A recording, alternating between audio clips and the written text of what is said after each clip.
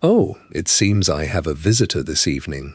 Welcome. The night sky hangs clear and cold tonight, the aurora dancing green above the peaks. And I know you've come to rest beneath it. Take things slowly, and all will be well. I have some tales to share, ones that you may like. Are you all settled for this night? Good.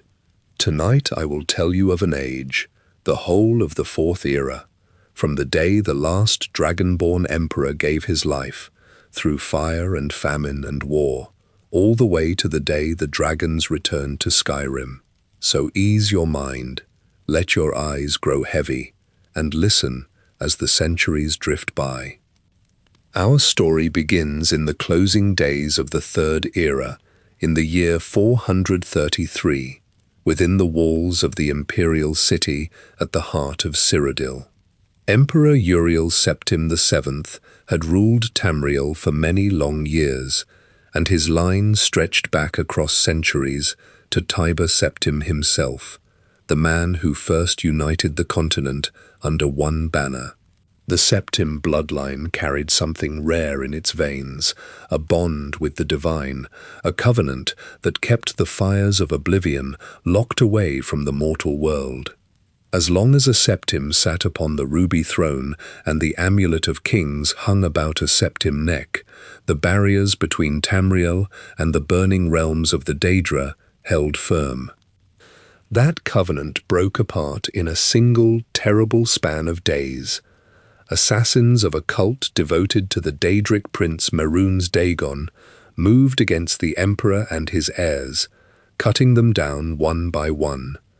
Uriel Septim himself fell to their blades in the tunnels beneath the city, and with his sons already slain, the ancient line teetered on the edge of ruin. In his final moments, the old emperor pressed the Amulet of Kings into the hands of a lone prisoner, speaking of a son he had kept hidden away, a bastard child named Martin, who lived quietly as a priest in the town of Kvatch. What followed came to be known as the Oblivion Crisis. Great gates of fire tore open across the provinces, and the Daedra of Mehrunes Dagon poured through them into Cyrodiil and beyond. Cities burned, armies marched, and the people of Tamriel looked upon the sky and saw the flaming spires of another world reaching down toward their own. Kvatch was among the first to fall, its walls shattered and its streets overrun, and it was there that Martin was found and drawn into a struggle for the fate of the world.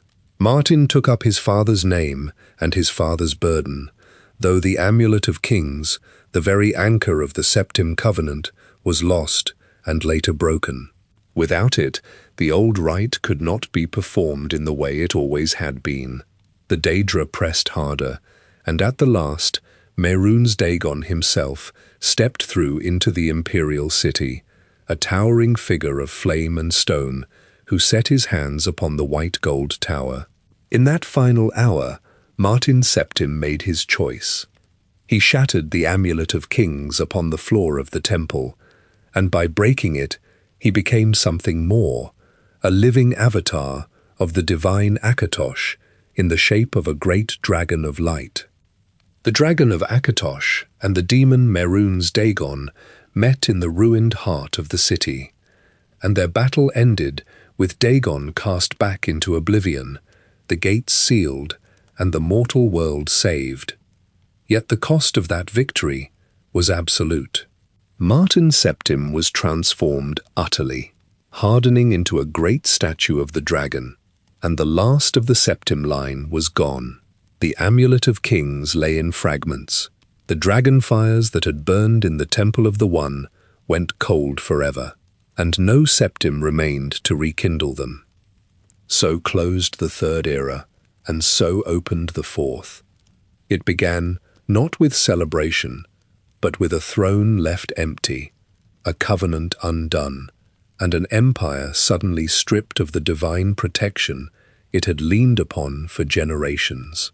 The people had been saved, but the shape of their world had changed. The old certainty that a septim would always sit in Cyrodiil, that the gates of oblivion could always be held shut by sacred right, dissolved into the smoke rising over the imperial city. Into this uncertain dawn stepped the men who remained. High Chancellor Okato of the Elder Council, a steady and capable Altmer statesman, worked to hold the government together in the absence of any emperor. The Blades, that ancient order of knights and agents who had served the Septim dynasty as guardians and spies, found themselves without the dynasty they had sworn to protect. The Elder Council convened, the bureaucracy churned on, and the machinery of empire kept turning by sheer momentum, even as its living heart had stopped. Yet across the vast reaches of Tamriel, others watched the imperial city with different eyes. The provinces had felt the shock of the crisis too, and they had seen how close the empire came to collapse. In the far corners of the continent, ambitious powers began to stir, measuring the strength of an empire that no longer had a septim to guide it. The southern marshes, the Elven Isles, the ashen homeland of the Dark Elves, all of them would soon test the limits of imperial reach in the years to come. And so the Fourth Era began, with a broken throne, cold dragonfires, and a world quietly rearranging itself around a wound that would never fully heal. Before we follow the empire down through its long decline, we must first turn our gaze to the far southwest, to the Golden Isles of Somerset, where a proud and patient people had already begun to gather the threads of power into their own hands. In the southwest of Tamriel, the shores of Somerset Isle curve around the Abyssinian Sea. Daedric fire scorched the plains of Alinor, leaving thick layers of grey ash across the manicured gardens. The Crystal Tower, a massive spire of white stone and translucent glass that once pierced the clouds, lay in jagged pieces across the earth. Altmer survivors walked through the rubble, picking up shards of the broken monument, their hands coated in the soot of the Oblivion crisis. The smell of sulfur lingered in the air, mixing with the salt of the ocean breeze. Piles of Daedric corpses, clad in heavy black iron, rotted in the sun alongside the bodies of elven defenders. A faction of Altmer known as the Thalmor stepped into the streets of the ruined cities. They wore pristine robes of black and gold, their boots marching in unison over the cracked cobblestones. Thalmor speakers stood on the stumps of broken statues and addressed the crowds. They pointed to the dead Daedra and claimed their own mages had sealed the Oblivion gates using their mastery of the arcane arts. They pointed toward the sea, highlighting the empty horizon where imperial ships usually patrolled. The imperial legions stayed in Cyrodiil to protect the capital, leaving the elves to fight the Daedric hordes completely on their own. The Thalmor handed out fresh water, bread, and medicine to the survivors, tying their charity directly to their claims of salvation. Citizens took the bread and listened to the speeches, and the Thalmor moved to take the seats of government. In the middle of the night, Thalmor justiciars marched through the wealthy districts of Alinor, carrying torches that cast long shadows against the marble walls. They stopped at the estates of nobles who maintained ties to the imperial city. Heavily armored guards battered down the oak doors using iron rams. They dragged these dissenting nobles from their beds, binding their wrists with thick hempen ropes. The captives were marched into the public squares, forced to their knees on the cold stone, and executed by the sword. The blood stained the plazas, and the guards left the bodies on display to communicate the cost of imperial loyalty. Thalmor loyalists moved into the empty estates the very next day, taking the seized ledgers, the chests of gold, and the chains of office for themselves. Over the following months, the Thalmor stamped the eagle crest into the wax of every provincial decree. They dissolved the old treaties binding Somerset to the empire and declared the formation of the Third Aldmeri Dominion. The ports of Alinor filled with the sound of cross-cut saws and heavy iron hammers. Shipwrights laid down the keels for massive new warships, cutting prime timber and outfitting the galleons with steel rams and ballistae. In the courtyards, smiths pounded out sheets of moonstone and elven glass, shaping them into gilded armor for a growing army. Soldiers stood in perfectly aligned rows, thrusting spears into straw targets from dawn until dusk. Inside the military academies, Thalmor instructors lectured the new recruits on their ancestry. They unrolled massive parchment maps of Tamriel, dragging their fingers across the provinces. They traced the lineage of the Altmer directly to the divine spirits of the ancient world. They marked the lands of men with thick black charcoal, describing the humans as lesser creatures, fit only to serve the elves or face subjugation. The recruits memorized these texts, repeating the oaths of elven dominion until their throats grew hoarse. The Thalmor packed small chests with gold coins and vials of poison, handing them to spies dressed in common merchant clothing. These agents boarded trade vessels and sailed toward the mainland, slipping into the taverns and alleyways of Cyrodiil to watch the empire bleed. Far across the continent, to the southeast, the humid swamps of Black Marsh underwent a similar shift. The deep mud and thick, tangled roots of the hist trees served as the staging ground for the Argonians. Scaled warriors, carrying weapons of bone and iron, stood at the edges of the dirt roads, watching the imperial garrisons load their supplies into wooden wagons. The imperial soldiers marched north, pulling their forces back toward Cyrodiil. The Argonians waded into the abandoned stone forts, taking down the dragon banners and raising their own totems over the battlements. In the deep swamps of Black Marsh, imperial legionnaires pack their iron swords, fold their canvas tents, and load their heavy wooden crates onto horse-drawn wagons. The wooden wheels sink deep into the mud, requiring groups of soldiers to push them forward. Sweat drips down their necks as they march in long columns along the rutted dirt roads leading north towards Cyrodiil. The stone keeps and wooden stockades remain behind in the mire. Moss spreads over the grey stone blocks, and thick green vines wrap around the iron portcullises, pulling them down into the mud. The red diamond banners of the empire tear in the heavy winds, dropping loose threads into the murky water below. The soldiers march away, recalled by their commanders to defend the imperial city from the Daedric forces pouring out of the Oblivion Gates. As the sound of imperial boots fades down the northern roads, Argonians step out from the deep waters and the shadows of the massive hist trees.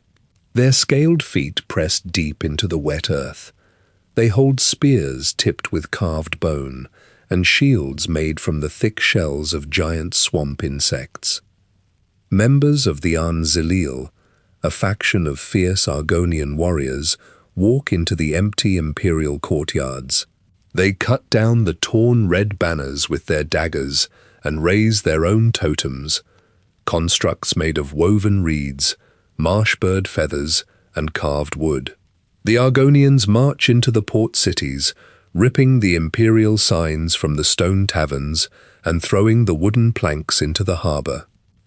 The An-Zilil gather around the sprawling roots of the ancient hist trees. The roots rise out of the swamp like the spines of massive beasts, covered in thick green moss. The bark of the trees oozes a thick, glowing sap that runs down the trunk in luminous streams. The Argonians cup their webbed hands, catching the liquid and drinking it down. The sap drips from their jaws, and their bodies react to the substance. Their muscles swell, expanding visibly beneath their scales. Their eyes widen, and their pupils constrict into thin, sharp, vertical slits. They grip their weapons, standing taller and moving with accelerated speed through the dense undergrowth, communicating through subtle clicks and gestures. Oblivion gates tear open in the center of the marshlands. Heat radiates from the jagged black stone rings, boiling the surrounding swamp water into thick clouds of white steam. The smell of sulfur fills the humid air. Orange lava flows out from the portals, scorching the wet grass and baking the mud into cracked clay. Dremora step through the gateways, carrying heavy serrated swords and wearing spiked black armor. The augmented Argonians charge forward in massive waves. They thrust their bone-tipped spears through the joints in the Daedric armor and drag the invaders down into the boiling swamp. The Argonian warriors swarm through the portals in endless numbers, stepping directly into the burning realm of oblivion. They strike down the Daedra on their own scorched ground, overwhelming the invaders with pure physical force. The Daedra retreat deeper into the ash, and the heavy iron gates slam shut, sinking into the cooling rock. With the gates sealed, the Anzilial stand guard over the southern swamps. They stand on the stone walls of the old imperial forts, watching the remaining roads. Imperial merchants, diplomats, and scribes pack their carriages, whipping their horses and riding away toward the provincial borders. The Argonians place spiked wooden barricades across the cobblestone paths, driving the sharpened stakes deep into the soil. They dismantle the imperial checkpoints, throwing the wooden beams into the rivers to rot alongside sunken wagons. The roads leading out of Black Marsh sit entirely blocked by the wooden barricades. The native inhabitants patrol the outer edges of the swamps, holding their bone weapons ready and observing the tree lines. The Anzilial warriors turn their heads toward the northern border, looking past the humid swamps to the ash-covered hills of Morrowind. In the slave pens of the Dunmer estates across that border, Argonian captives dig through the dry soil. Their scales crack from the arid air, and heavy iron shackles rub their wrists raw. Dunmer guards walk the perimeters, holding coiled leather whips and obsidian daggers. The warriors in the marsh grip their spears tighter, watching the grey smoke rise from the distant, jagged peak of Red Mountain. The wind blows the ash southward, dusting the broad leaves of the swamp with a fine grey powder. Above that distant smoking mountain and the sprawling stone architecture of Vivec City, a massive, cratered moon rock hangs suspended high in the sky, casting a long, dark shadow over the dry earth, waiting to fall. The heavy boots of the Argonian warbands sank into the mud of the southern borders, claiming lands left behind by the imperial legions. Far to the northeast, beyond the swamps and the mountain passes, grey ash drifts down from the peak of Red Mountain. It settles over the still waters of the inner sea and coats the flat rooftops of Vivec City. The city consists of massive ziggurats built from yellow stone, rising directly from the water. Wide stone bridges connect the tiered structures. Above the central canton, a giant moon rock called Bar Dao hangs in the sky. Its pitted, grey surface spans the width of the entire temple district. The rock blocks the sun, casting a deep, permanent shadow over the plazas below. For hundreds of years, the living god Vivec held the rock in place through his sheer power. Following the opening of the Oblivion gates across the land, Vivec vanished from the city. His private chambers sit completely empty. Thick layers of dust gather on the silk curtains, the carved wooden chairs, and the polished marble floors. The priests walk through the temple corridors with their heads bowed, sweeping ash from the stone altars. The golden bowls meant for offerings remain bare. The braziers in the courtyards burn down to embers and turn to cold soot. Above them, the giant moon rock shifts. Deep grinding noises echo through the city as the rock slowly descends. Fragments of grey stone break loose from its underside and crash into the temple courtyards, shattering the pavement. The citizens walking across the bridges look up at the massive object. They pull their hoods over their heads and quicken their pace. The suspension holding the rock relies on a fading magic. The enormous weight of Ba Dao presses down on the air right above the high fane, pushing a physical current of wind through the streets every time it settles. Deep inside the hollowed-out interior of Ba Dao, the Ministry of Truth operates as a prison. The rough-hewn stone walls vibrate with the shifting of the rock. Two Dunmer stand in the central chamber, watching fine powder fall from the cracking ceiling. Their names are Esma Sul and Vuhon. They place brass bowls on the floor and fill them with daedric salts and glowing amber resins.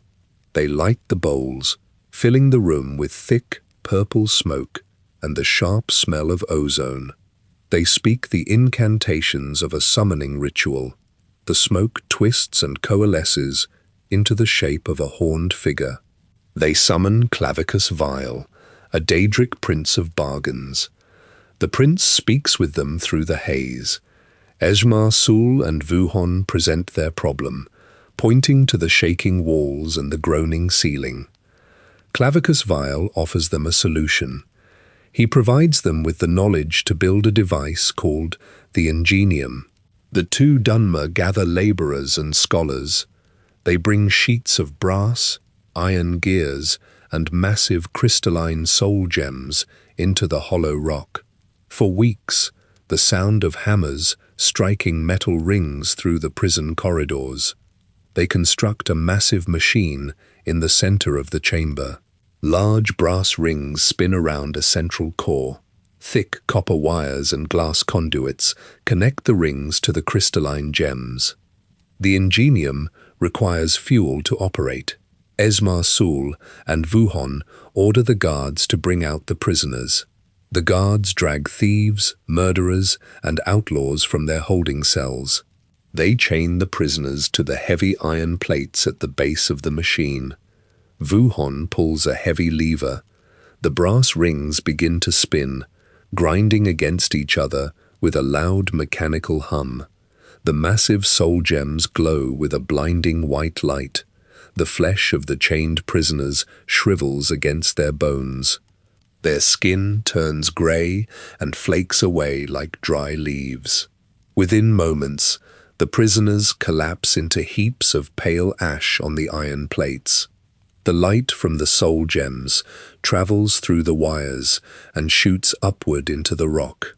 The grinding noises inside Ba Dao stop. The rock stabilizes, locking firmly into place in the sky above the city. Down in the plazas, the citizens hear the loud groans of the rock fade into silence. They stop on the bridges, brush the falling dust from their shoulders, and continue walking through the markets. The massive shadow of the moon rock remains perfectly still over the temple. Inside the machine room, Esma Sul and Vuhon sweep the ashes of the prisoners from the iron plates. They instruct the guards to bring the next group of outlaws from the lower cells. The machine consumes the life force of the prisoners, converting it into the levitation magic needed to hold the moon rock in the sky. The guards march a continuous line of criminals up the stone steps. They bind them to the plates, pull the lever, and watch the white light flash. The piles of ash grow in the corners of the chamber, smelling of burnt hair and dried bone. The supply of outlaws dwindles as the weeks turn into months. The brass rings of the Ingenium spin faster, generating immense heat. The massive soul gems hum with a high-pitched vibration. The machine consumes the life force of the criminals rapidly. The weak souls of thieves and beggars burn away in seconds. The glowing light stutters, and the rock gives a sudden, violent lurch. A loud crack echoes through the city below as a large boulder breaks off from the moon rock and smashes into the waters of the inner sea. The machine requires stronger souls to maintain the suspension. Ejma Sul and Vuhon look at the flashing gems and the spinning gears, realizing they need to find living, powerful souls to feed the ingenium. Inside the hollowed-out center of the floating rock known as Bardo, the machine called the ingenium spun on heavy metal axes. Copper rings rotated around a central housing made of Dwemer brass and enchanted glass. Inside the thick glass, captured souls burned as fuel. The souls emanated a bright, pulsing white light that illuminated the jagged cavern walls. The machine drove a constant stream of levitation magic down into the stone, keeping the massive rock suspended above the waters of Vivec City. The air in the chamber smelled of ozone and hot metal, and a low, vibrating hum resonated through the wooden floorboards. Vuhon, the Dunmer artificer, stood before the main control console. He pulled heavy iron levers, feeding the souls of outlaws and the dying into the machine. He watched the glass chambers consume their essence, leaving only grey dust in the collection trays. The machine required a steadily increasing supply of energy to maintain the suspension. Vuhon began to capture living Dunmer, binding their wrists with iron shackles and marching them into the holding cells within the rock. One of these captives was a woman named Ilge Heaven. Her husband, Ejma Sul, tracked her to the floating prison. He walked into the main chamber and saw her locked inside the brass feeding tube. Her skin was pale, and her eyes rolled back as the machine drained her life force into the spinning glass. Sul drew his steel blade from his leather scabbard. The metal scraped loudly in the enclosed space.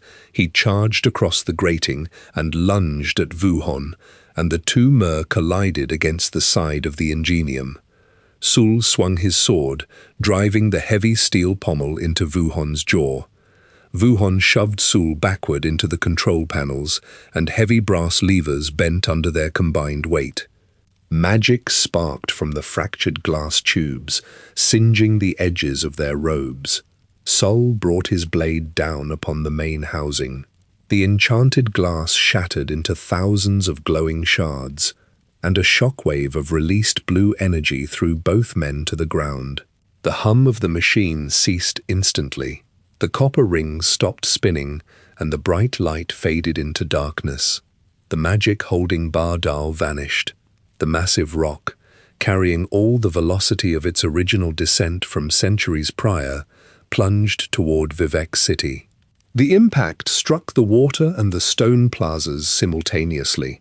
The collision crushed the grand cantons of the city, reducing the towering stepped pyramids to powder and sinking them deep into the lagoon. The force sent a massive wall of boiling water rushing outward. The waves snapped the wooden coastal docks, uprooted the ancient trees along the shoreline, and flooded the southern coasts of the island. A thick cloud of pulverized stone rose into the air, blotting out the sun. The force of the impact struck the deep tectonic plates beneath Vardenfell. At the center of the island, the rocky peak of Red Mountain split open, and a massive column of fire, ash, and molten rock shot thousands of feet into the sky. The sky turned the color of dried blood. Heavy black ash fell like thick snow over the giant mushroom forests and the grazing plains. Rivers of bright orange lava flowed rapidly down the steep mountain slopes. The liquid rock ignited the vegetation, boiling the rivers and burying the mining towns under layers of cooling slag. The air grew thick with the smell of sulfur and burning timber, while earthquakes tore deep fissures into the ground, swallowing stone roads and bridges whole. On the eastern edge of the ash clouds, a group of Dunmer, tied thick linen cloths over their mouths and noses. They carried heavy iron shrines and wrapped bundles of dried food. These were the followers of the Daedric prince Azura. They had seen visions of the erupting mountain in the flames of their hearths days before the impact. Heeding the warning, they loaded their wooden handcarts with provisions and began walking west. They trudged through ankle-deep layers of grey soot, their heavy boots leaving long, dragging trails in the ash as they marched. They pushed their carts through the blinding dust storms, their eyes watering from the sulphur. They kept their faces turned toward the snowy mountain passes of Skyrim, climbing the steep rocky inclines as the heat of their burning homeland faded behind them. They huddled in the cold wind, wrapped in thick wool blankets, setting up small camps in the ice as they crossed the border. The destruction on Vardenfell sent tremors far to the south, and the ash cloud expanded far beyond the borders of the island. The grey dust drifted southward on the wind, settling over the swamps and rivers of Black Marsh. The ash coated the broad green leaves of the hissed trees and muddied the clear waters of the southern swamps. The Argonians living in the deep mud looked up at the darkened sky. They watched the soot fall onto their scales. They gripped their iron spears, strapped leather armor to their chests, and stepped out of the water. They formed long, silent lines among the roots of the trees, turning their eyes north, toward the ruined borders of the Dunmer. In the year 4E6, thick layers of grey ash from Red Mountain drifted south and settled over the swamp waters of the Black Marsh border. The ash coated the broad leaves of the marsh plants and formed a sludgy film over the stagnant pools. Through this grey mud, Argonian warbands marched northward into Morrowind. Thousands of scaled feet pressed into the dirt, leaving deep tracks in the soot and displacing the murky water. The warriors carried steel spears, iron-tipped arrows, and heavy, curved blades. They wore armor crafted from hardened leather and the shells of giant insects, painted with thick tree sap and river mud. Their yellow eyes fixed on the ruined Dunmer settlements ahead as they moved in disciplined, silent formations through the dying trees. The Dunmer of southern Morrowind lived among collapsed stone walls and buried crop fields. The eruption of Red Mountain had shattered their cities and choked their rivers.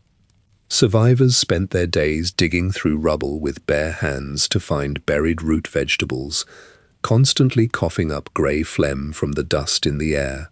The great plantations of House Dress, where thousands of Argonians had been kept in iron shackles and wooden cages for centuries, lay half-sunken in the shifting earth. Rusted chains still hung from the stone archways, and the wooden whipping posts stood in the center of the courtyards, serving as physical markers of the long history of slavery. The Argonian army crossed the border and fell upon these ruined estates. They drove their spears through the boiled leather armor of the surviving House Dress guards, pushing them into the ash-filled mud.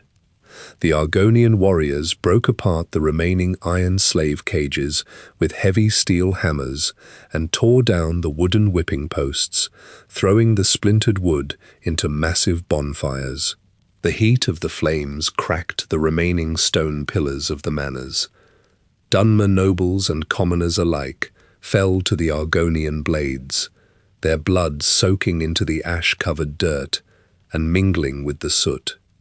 Reports from the border outposts described tall elves in golden armor speaking quietly with Argonian chieftains before the invasion began. These Thalmor agents handed over heavy leather pouches filled with gold coins and rolled parchment maps detailing the weakened Morrowind defense lines. The Argonians took the maps and marched deeper into the province, navigating the treacherous mountain passes and burning the remaining southern cities to the ground. The smoke from the burning buildings mixed with the volcanic ash, creating thick clouds that blocked out the sun. The invasion forced a massive exodus of the Dunmer people. Families packed whatever they could carry into cloth sacks and wooden carts. They loaded dried scrib jerky, torn woolen blankets, and small iron idols of their ancestors. Long lines of refugees walked west, toward the Velothi Mountains, leaning heavily on wooden walking sticks. The sharp rocks cut through the soles of their leather boots, leaving trails of blood in the snow.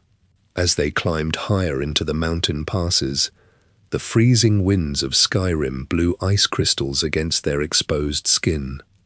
Ice formed on their eyebrows and lips. Many collapsed into the snowbanks, their bodies stiffening in the frost, while the rest of the line kept walking forward. Other refugees traveled north to the coastal docks. They paid their last gold coins to board small fishing boats and crowded wooden cargo ships. The deck planks splintered under the weight of so many bodies. The ships sailed across the dark, freezing waters of the Sea of Ghosts toward the island of Solstheim. Waves crashed over the wooden rails, soaking the refugees in icy salt water. The travelers huddled together below deck, shivering in the damp, windowless cargo holds. They listened to the creaking of the wooden hulls and the heavy splashing of the ocean against the sides of the ships. Behind them, the Argonians continued their march, claiming the southern swamps and the ruined cities for themselves. They planted their heavy linen banners in the mud and set up encampments within the empty shells of the Dunmer fortresses. The Argonian commanders organized patrols along the new borders, their scaled soldiers watching the northern roads with spears resting on their shoulders. As the surviving Dunmer fled the southern destruction, they saw the Imperial Legion garrisons standing completely empty. The wooden doors hung open on rusted iron hinges. The stone barracks held only dust, rat droppings, and cobwebs. The Empire had pulled its soldiers back to Cyrodiil during the Oblivion Crisis and never returned them. The Dunmer people walked past these empty forts, grasping their walking sticks tighter as they realized they had to rely solely on their own strength. The refugees who survived the harsh journeys finally gathered in the northern territories and on the ash-covered shores of Solstheim. They dropped their heavy sacks onto the cold earth and looked around at the surviving remnants of their people. With their ancestral lands burned and occupied, and the Empire's banners gone from the watchtowers, the Dunmer turned their attention to the warriors in heavy, layered Khitan armor, organizing the crowds. The leaders of House Redoran stood on wooden crates, shouting orders and distributing rations of dried fish and clean water. The gathered refugees stepped forward to receive their portions, preparing to build new lives under the command of a different great house. Ash settled deeply into the cracked cobblestones of Morrowind's ruined cities. The sky remained dark with soot from Red Mountain, and the air smelled of sulfur, burning wood, and scorched earth. Along the southern borders, Argonian weapons, broken shields, and shed scales littered the mud among the bodies of Dunmer defenders. The survivors of the invasion looked down the western roads towards Cyrodiil. They watched the horizon for the Imperial legions, looking for steel armor and supply wagons rolling over the hills. Those roads remained empty. The Imperial dragon banners hung in shreds from the few standing watchtowers, rotting in the sulphurous rain, while the local populace tore them down to use as bandages. Men and women with soot-stained skin and ragged clothes rebuilt their collapsed roofs with salvaged timber and carved stone. They gathered water from ash-choked streams, filtered it through cloth, and tended to their remaining crops in the grey dirt. For generations, House Hlaalu possessed the closest ties to the Cyrodiilic Empire, holding the highest seats of power through imperial coin, treaties, and trade agreements. In the courtyards of their grand estates, Dunmer citizens now gathered with torches, iron pitchforks, and drawn swords. The crowds tore down the yellow Hlalu banners, threw them onto bonfires, and dismantled the wooden crests above the manor doors. Members of House Hlalu packed their remaining gold, clothes, and heirlooms into wooden carts. They pulled these carts down the dirt roads toward the borders, walking in long lines of exile with dust coating their boots. The crowds watched them go, throwing clumps of ash and rocks at the wagons. The grand manors of the Hlalu stood empty, their doors broken, their vaults cleared out, and their courtyards stripped of valuables. Warriors of House Redoran patrolled the streets of the remaining settlements. They wore thick armor, crafted from the shells of giant insects, and carried heavy bone mold shields and chitin swords. They stood at the city gates, organized the burial of the dead in mass stone tombs, and distributed rations of dried saltris and kwama eggs to the displaced crowds. With Hlalu exiled, a new faction stepped forward to claim the empty seat at the table. House Sadras brought their own retainers, armed guards, and chests of wealth into the high halls, physically securing their place among the great houses of the Dunmer. The center of power shifted completely to the northern reaches of the province, to the city of Blacklight. High stone walls blocked the harsh winds blowing off the Sea of Ghosts. Inside the city, glowing lanterns hung from thick wooden beams, illuminating the large council chambers. The architecture featured tall, curving spires, resembling the roots of massive trees, with braziers burning continually to provide heat against the northern chill. The position of the King of Morrowind, a title historically backed by the Cyrodiilic Empire, was dissolved. Workers carried the royal throne out of the hall and broke it apart. In its place, the councillors of the great houses sat around a massive wooden table, unrolling parchment maps and stamping wax onto new decrees. House Redoran led the discussions, their councillors dictating the movement of supply caravans, the distribution of building materials, and the positioning of guards along the southern swamps. The Great Council operated exclusively from Blacklight, establishing it as the new capital of the province. Far to the north, across the grey waters of the Sea of Ghosts, Dunmer ships dropped anchor at the island of Solstheim. Refugees stepped off the wooden decks onto the cold docks of Raven Rock. The island's snow was covered in a thick layer of dark ash from Red Mountain. The refugees carried pickaxes and iron spades, walking directly into the Raven Rock mine to strike the stone walls and extract raw ebony ore. They set up tents made of thick netch leather to block the wind while they worked.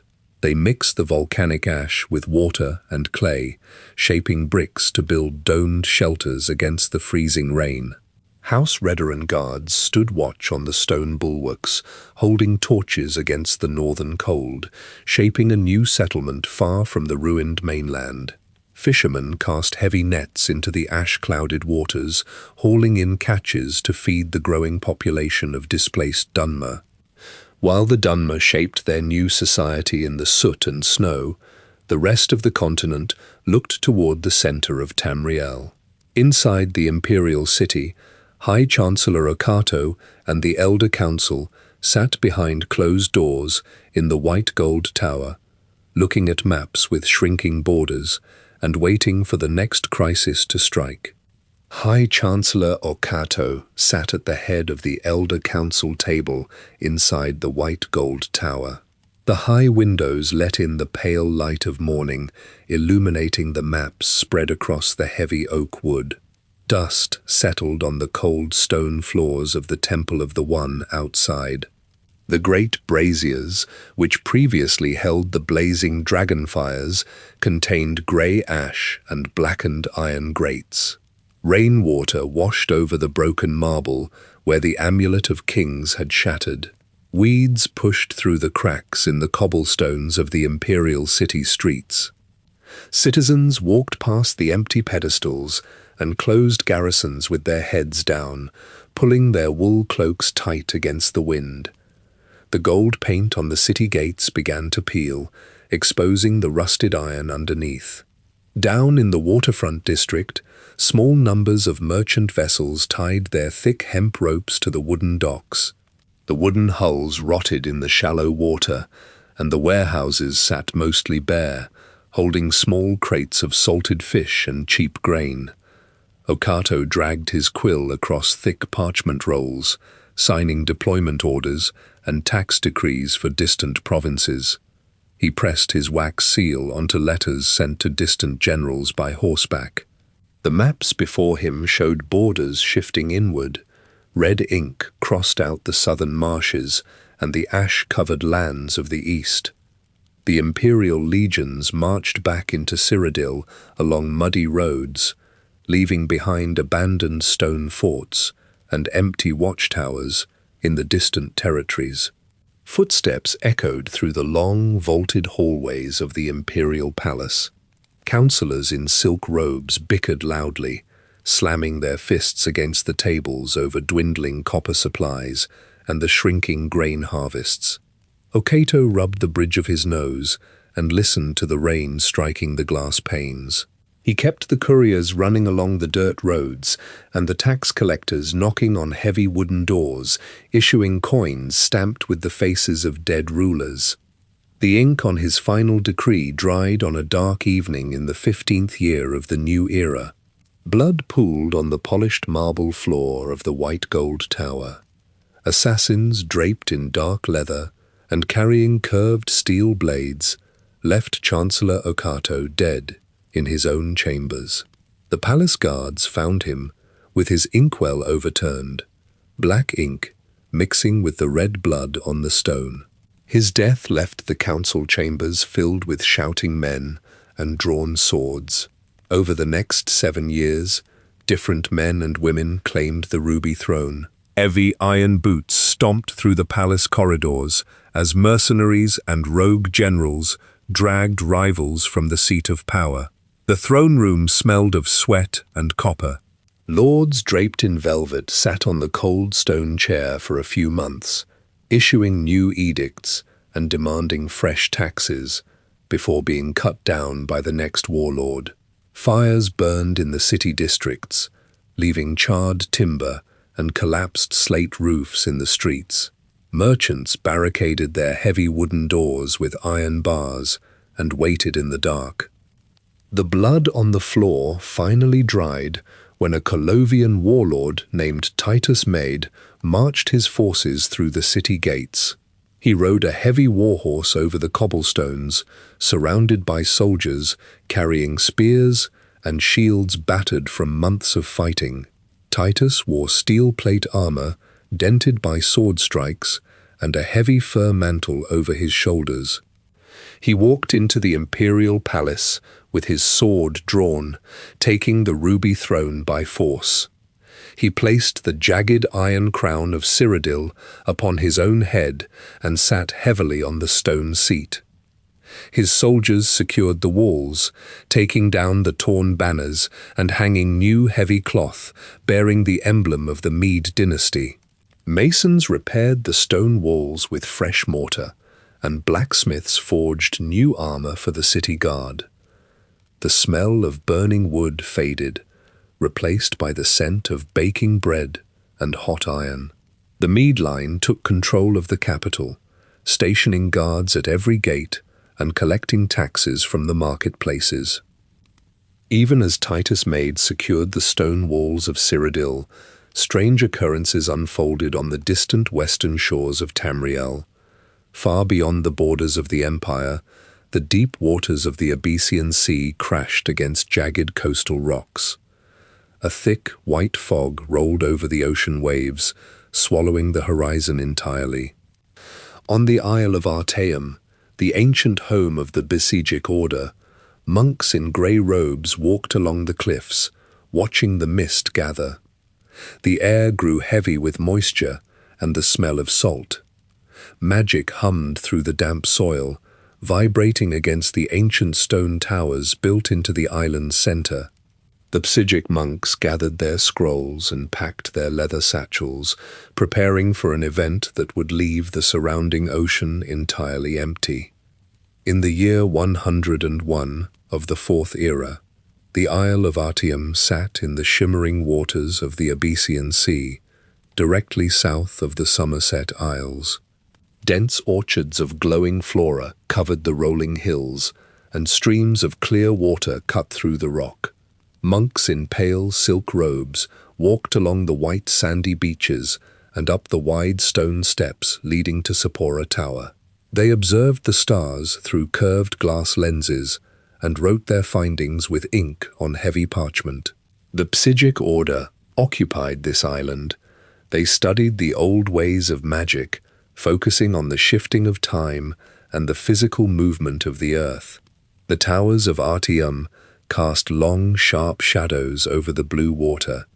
Inside the main halls, the air smelled of burning sage and dry paper. Mages stood in perfect circles upon marble floors, chanting syllables that vibrated the stones beneath their bare feet. One morning, sailors on passing trading vessels looked toward the specific coordinates of Artium. The wooden hulls of their galleons creaked as they sailed over the exact location where the coastline previously broke the waves. The sailors saw only rolling salt water and low-hanging grey clouds on the horizon. The sea completely covered the space where the island previously rested. Where a landmass of rock and dense green vegetation stood the day before, ocean currents now swirled continuously. Seabirds flew straight through the open air, where the high stones of Sephora Tower previously pointed toward the clouds. The sailors adjusted their brass spyglasses, observing the continuous flat expanse of the ocean. The Psychic Order had shifted their home entirely out of the physical realm of Tamriel. Decades passed on the mainland. Seasons changed, heavy snow fell on the northern peaks, and green shoots grew through the soil in the southern forests. The records of Artium remained inside leather-bound books in the grand libraries of the continent, gathering thick layers of dust. The scholars of Tamriel read the ink on the pages, tracing the maps that showed an island surrounded by water. The physical space in the Abyssinian Sea remained open water. The Psychic Order stayed in their detached reality for exactly 1 century. 100 years later, in the northern province of Skyrim, thick snow continuously fell on the stone courtyard of the College of Winterhold. The moving air blew through the wide gaps in the masonry, carrying the smell of ice and salt from the Sea of Ghosts down below. The heavy wooden doors of the hall remained shut, holding back the falling snow, and thick frost formed on the iron hinges. Inside the circular stone walls of the Hall of the Elements, magical fires burned intensely in iron braziers, providing heat to the frozen rooms. An apprentice of the college stood near a glowing sphere of magical energy, practicing vocal incantations. The air in the room suddenly shimmered, bending the light around the iron braziers. A figure materialized on the stone floor. The man wore the pale, intricate robes of the Psychic Order. His boots touched the stone, and the torchlight passed straight through his form, illuminating the curving wall behind him. The air around him smelled faintly of ozone and dry parchment. The monk spoke directly to the apprentice, moving his mouth, projecting his voice into the stone room. He warned of a specific, physical danger buried deep within the ice of the nearby Sarthal ruins, a massive magical artifact emitting a strange, blinding light. After speaking his warning, the light bent again. The robed figure dissolved into tiny sparks of gold energy, leaving the apprentice standing alone on the cold floor of the hall. The Psychic Order watched the physical realm from their detached island, observing the movements of dangerous artifacts and the mortals who found them. While the Psychic monks observed the continent from their secluded domain, the people of Tamriel continued to build cities and march in armies. Just 14 years after the Isle of Artium vanished from the Abyssian Sea, generals in glass armor drew new borders on parchment maps. Caravans of wooden wagons rolled over the golden dunes of the south, carrying spices and woven silks under the baking sun. The high elves of the Aldmeri Dominion directed their gaze toward these warm, shifting sands and the dense, humid jungles of the neighboring province. The feline Khajiit walked across the dunes of the Elsewhere Confederacy, tending to their moon sugar crops and guiding their caravans, while the approaching forces prepared to cleave their homeland in two. The white sands of Elsewhere stretch across the southern coast of Tamriel, baking under the fierce heat of the midday sun. Dust devils spin across the dunes, carrying red sand and dried leaves over the rocky outcroppings. In the years preceding the fracture of this land, the night sky changed. For 2 full years, the moons Massa and Secunda vanished from the heavens. The Khajiit who populate the province stood outside their tents and looked up at a canopy of stars devoid of the silver spheres they relied upon. The Khajiit forms, their physical shapes and sizes at birth, depend entirely on the phases of the moons. Without them, confusion spread through the birthing camps. Mothers held newborns of unexpected shapes, ranging from small, house-cat-sized quadrupeds to massive, hulking bipeds. Priests burned stalks of dried moon sugar in bronze braziers, filling the temples with thick, sweet smoke as they chanted to the empty sky. Then the moons reappeared. Massa and Secunda took their places among the stars, casting their pale light over the deserts and jungles once more. Shortly after the silver light returned to the sands, ships bearing the black and gold eagle crest of the Aldmeri Dominion sailed into the southern ports. Tall, golden-skinned high elves walked down the wooden gangplanks into the humid air of the harbor city of Senchal.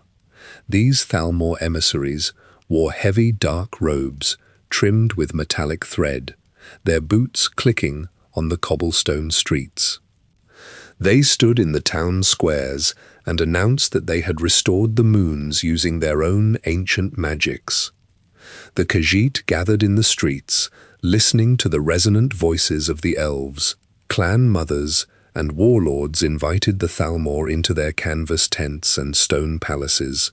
The high elves brought sealed scrolls, wooden chests filled with silver coins, and crates of finely forged steel weapons. They sat on patterned silk cushions, drinking spiced water with the Khajiit leaders, handing over the heavy pouches of gold. Through these quiet meetings, the Thalmor placed their hands on the levers of power. In the year 115 of the Fourth Era, the single ruling body of the Elsewhere Confederacy shattered. Khajiit warriors loyal to differing clan mothers marched through the corridors of the capital. Curved iron blades clashed against steel shields. Blood pooled on the intricately woven rugs of the council chambers. The unified government broke apart, dividing the province along the old geographic lines.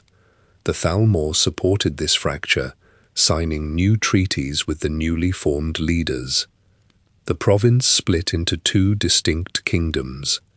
In the north, the kingdom of Anaquina encompasses the arid badlands and dry steppes. Hot winds carve patterns into the towering rock formations. Nomadic tribes ride across the cracked earth, wearing hardened leather armor to protect against the blowing grit. Khajiit soldiers in Anaquina train with long wooden staffs and curved swords, patrolling the borders of their dusty canyons. To the south lies the kingdom of Palatine, choked by dense jungles and sprawling moon sugar plantations. The air here hangs heavy with humidity, smelling of rotting fruit and blooming nightshade. Wealthy Khajiit nobles walk through the shaded courtyards of their estates, clad in brightly dyed silks. They sit on woven hammocks strung between massive tropical trees, counting the profits from their massive sugar harvests. Thalmor agents walk openly through both Anaquina and Palatine. High elven guards stand at the doorways of the local palaces, holding tall spears with polished silver tips. Dominion dignitaries ride alongside Khajiit clan leaders, dictating trade routes and tax collections. The Elsewhere Confederacy is gone, completely replaced by these two client states. The Aldmeri Dominion controls the entire southern region of Tamriel, planting their black and gold banners in both the desert sand and the jungle mud. While the Thalmor secure the warm, southern reaches of the continent, the climate shifts drastically far to the north. On the opposite edge of the world, freezing winds howl through the snow-capped peaks of Skyrim.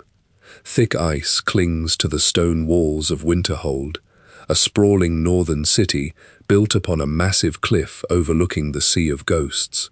The dark, freezing water churns hundreds of feet below the rock, crashing violently against the jagged cliffs, day and night. Sea foam sprays up the side of the stone, freezing instantly in the frigid air, as the foundation of the ancient city begins to crack under the relentless, crushing weight of the waves. In the northern reaches of Skyrim, the city of Winterhold sat upon steep stone cliffs overlooking the Sea of Ghosts.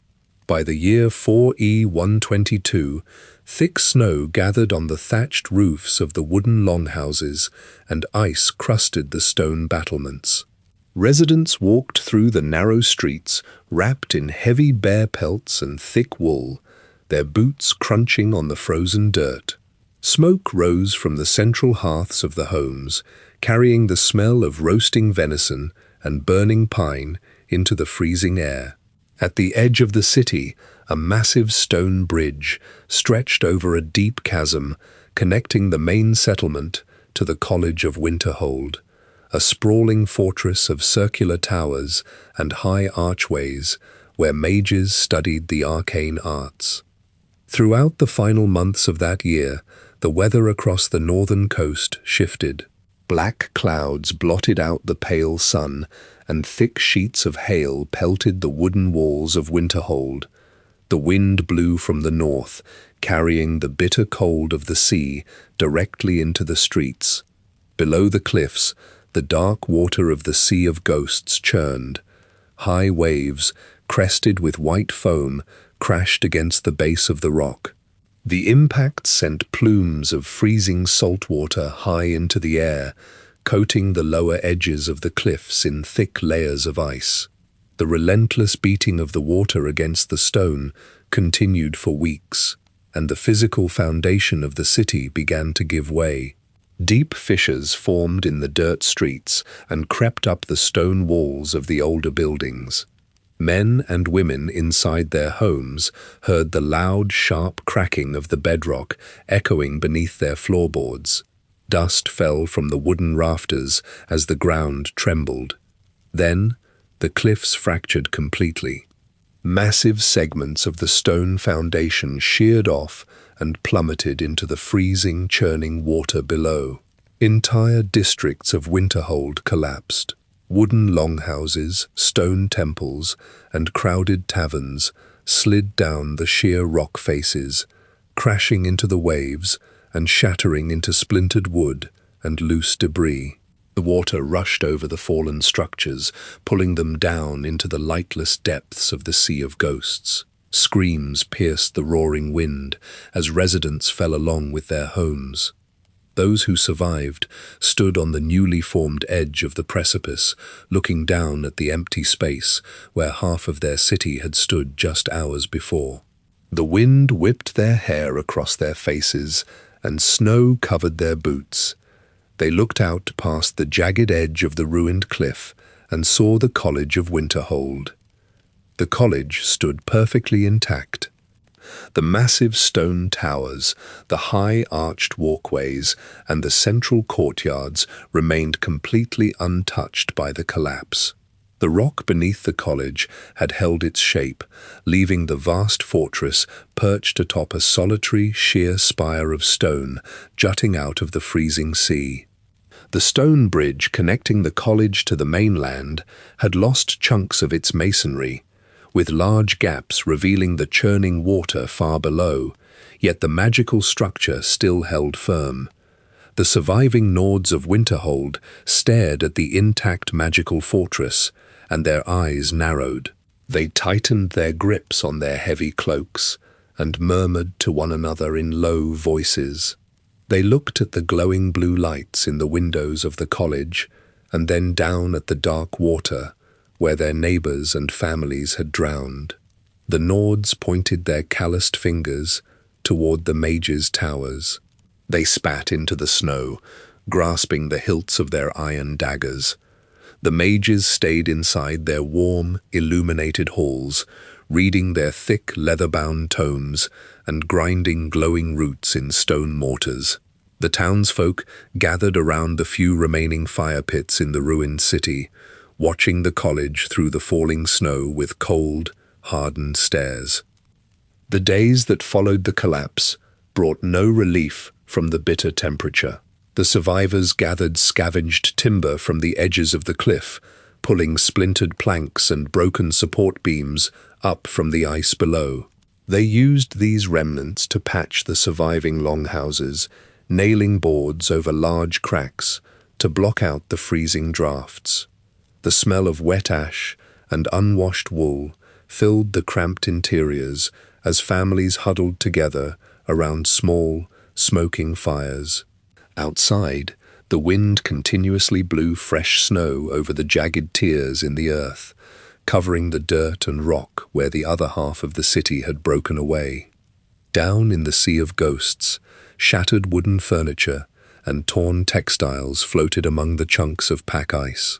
The dark water slapped against the lone pillar of rock supporting the college. The mages occasionally walked across their high stone balconies, their dark robes flapping in the heavy wind.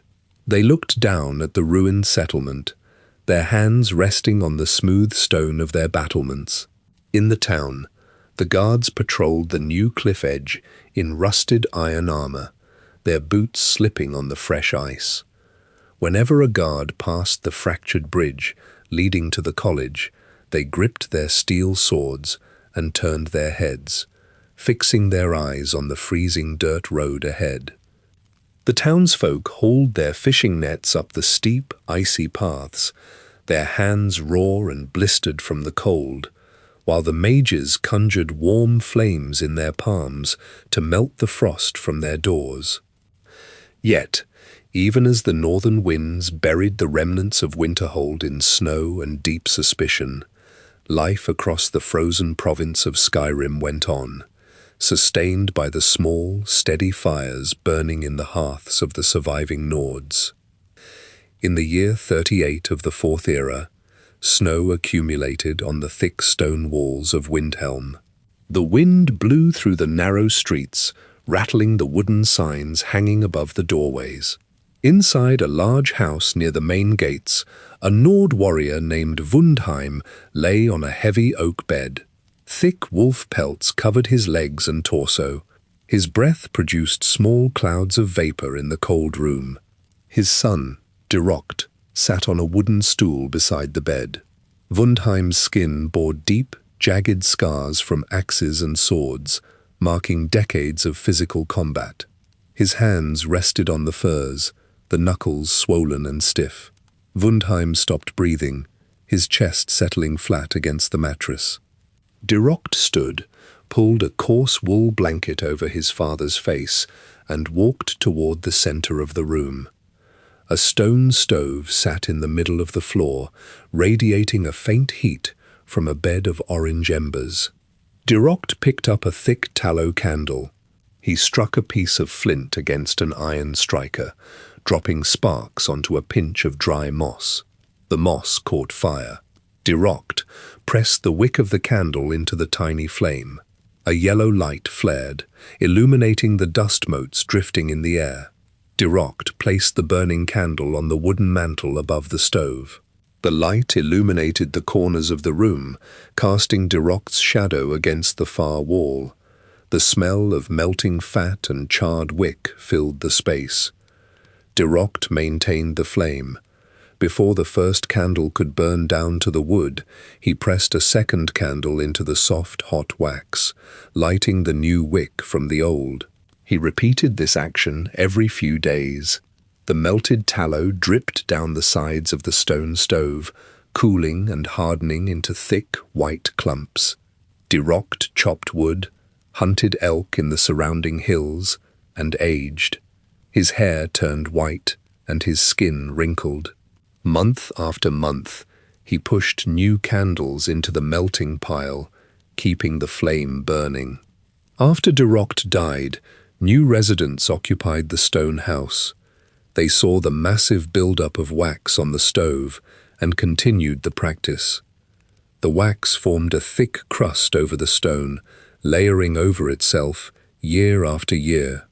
Outside the house, the people of Windhelm carried on with their physical tasks. Blacksmiths hammered hot iron on anvils. Fishermen pulled heavy nets filled with silver fish from the freezing waters of the White River. Merchants unloaded crates of iron ore and salted meat from wooden ships at the docks. People walking through the snowy streets looked through the windows of the house and saw the steady, flickering yellow light. Over a century and a half passed. The wax on the stove grew into a massive, uneven mound, burying the original stone under heavy white layers. The house eventually opened to the public, transforming into a tavern. The owners set up long wooden tables and scattered wooden chairs across the floorboards. They served roasted venison on wooden platters and poured spiced mead from large wooden kegs into clay jugs. Patrons walked through the heavy wooden doors, stamping snow from their boots and taking off wet fur cloaks. They sat around the stove, warming their cold hands near the flame. The owners named the building Candlehearth Hall, recognizing the continuous fire that burned above the massive pile of wax. While the patrons of Candlehearth Hall drank from their tankards in the freezing north, the climate shifted drastically in the far south of Tamriel. 2 years after Wundheim died, the humid air over the coast of Blackmarsh grew heavy and still. Argonians standing in the shallow, muddy waters of Lilmoth raised their heads. A massive shape blocked the sunlight, casting a dark shadow over the swamp. A large island of earth and stone floated in the sky above them. Dark, twisted trees grew on the surface of the floating landmass. Thick roots hung from the bottom of the floating island, dangling in the air, dripping dark water and scraping the tops of the marsh trees as the structure drifted slowly inland. In the 40th year of the Fourth Era, a dark mass materialized over the southern waters of the Padomaic Ocean. A massive chunk of jagged rock and earth hovered hundreds of feet above the waves. Thick, twisted roots dangled from the underside of the rock, scraping the white crests of the ocean swells and leaving long trails of disturbed water in their wake. Atop the floating island sat a towering city of smooth, dark metal, strange violet trees, and glowing green vapors spilling from tall chimneys. As the floating landmass moved toward the southern coast of Black Marsh, it cast a wide, dense shadow over the water. The shadow enveloped the fishing boats and the coastal reeds, and wherever this darkness fell, the living organisms collapsed. The flesh of the coastal fish, the marsh birds, and the swamp scavengers filled with dark energy. Their bodies reanimated, rising with blank eyes and rotting scales, turning in unison to follow the path of the floating rock. Umbriel drifted inland, moving directly over the southernmost city of Black Marsh, Lilmoth. The city rested in a damp estuary, built of heavy stone blocks and mud bricks, with thick thatched roofs. As the floating island passed overhead, a purple and black mist descended from the dangling roots, raining down like a slow, heavy fog. The mist seeped through the thatch roofs and poured through the cracks in the stone walls. The Argonian inhabitants breathed in the vapor and collapsed onto the dirt streets. Their chests grew still, and their scales turned dry and pale. Moments later, their limbs jerked back into motion. They rose from the mud, walking out of their homes and forming a massive column of moving corpses. The dead marched in perfect synchronization directly beneath the floating city. Above them, figures moved among the metallic spires and alien trees of Umbriel. These figures dropped heavy iron hooks and thick chains, hauling raw materials and freshly fallen bodies up into the floating rock. Deep within the city, massive steel blades and heavy crushers ground the flesh into pulp, feeding a dark, viscous fluid into the roots of the violet trees to fuel the island's continued flight. The rock and its city maintained a slow, steady path northward across the vast swamps of Black Marsh. The dangling roots tore through the canopy of the ancient hist trees, snapping thick branches and scattering green foliage across the muddy water. The army of the dead swelled as the shadow covered small villages and roaming packs of lizard mounts, adding their freshly killed bodies to the marching horde. They crossed the border into the ash-covered plains of Morrowind, the air filled with the scent of sulfur and rotting meat as the dead marched over the hardened basalt of the southern ashlands. The lord of the floating city stood within a central tower of bone and iron, channeling the harvested souls into the glowing core of the rock. Down on the ground, local militia and surviving Dunmer warriors struck the marching corpses with steel swords and iron-tipped arrows. The blades severed arms and legs, and black blood spilled onto the grey ash, yet the horde kept walking, dragging their broken limbs across the jagged rocks. The march ended when a small group of warriors breached the upper levels of the floating city. They climbed the dangling chains, pulling themselves over the edge and stepping onto the dark soil of Umbriel. They drove their enchanted blades into the central engine of bone and iron, severing the connection between the city's lord and the captured souls powering the rock. The green vapors venting from the chimneys dissipated into the wind. The massive stone shuddered, its metallic spires cracking and bending under the sudden shift in atmospheric pressure. The edges of the floating city blurred, the dark metal and violet trees dissolving into a thick grey mist as the city shifted out of the mortal realm. The rock vanished from the sky, leaving only the severed iron chains and detached roots to plummet into the ash plains below. The bodies of the dead army dropped to the ground simultaneously, lying entirely still in the ash. The southern marshlands and the lower plains of Morrowind remained covered in debris and motionless corpses, slowly returning to the earth under the sun. Far to the west, beyond the mountains of Cyrodiil and the Imperial City, the sun beat down on the golden sands of the Alika Desert. In the coastal city of Sentinel in Hammerfell, the evening shadows stretched across the sandstone streets. Tall figures wearing long, dark robes adorned with golden eagle motifs walked silently along the cobblestones. They carried staves of polished moonstone, and their hands glowed with a bright, volatile green magic, illuminating the alleyways as they searched for those who had fled the golden shores of Somerset. In the year 4E42, Altmer dissidents lived in the coastal city of Sentinel in the province of Hammerfell. They resided in square houses constructed from yellow sandstone, located on a cliff overlooking the Abyssian Sea. Every morning, these elves walked to the harbour to buy salted fish and traded linen in the crowded bazaars. They had travelled across the ocean from the Somerset Isle, abandoning their ancestral homes. Thalmor leaders issued orders across their homeland, commanding soldiers to arrest anyone speaking against their new government. Thalmor executioners used steel axes to sever the heads of those dissidents. The refugees in Sentinel carried physical marks of their interrogations, displaying severed fingers and jagged burn scars across their chests.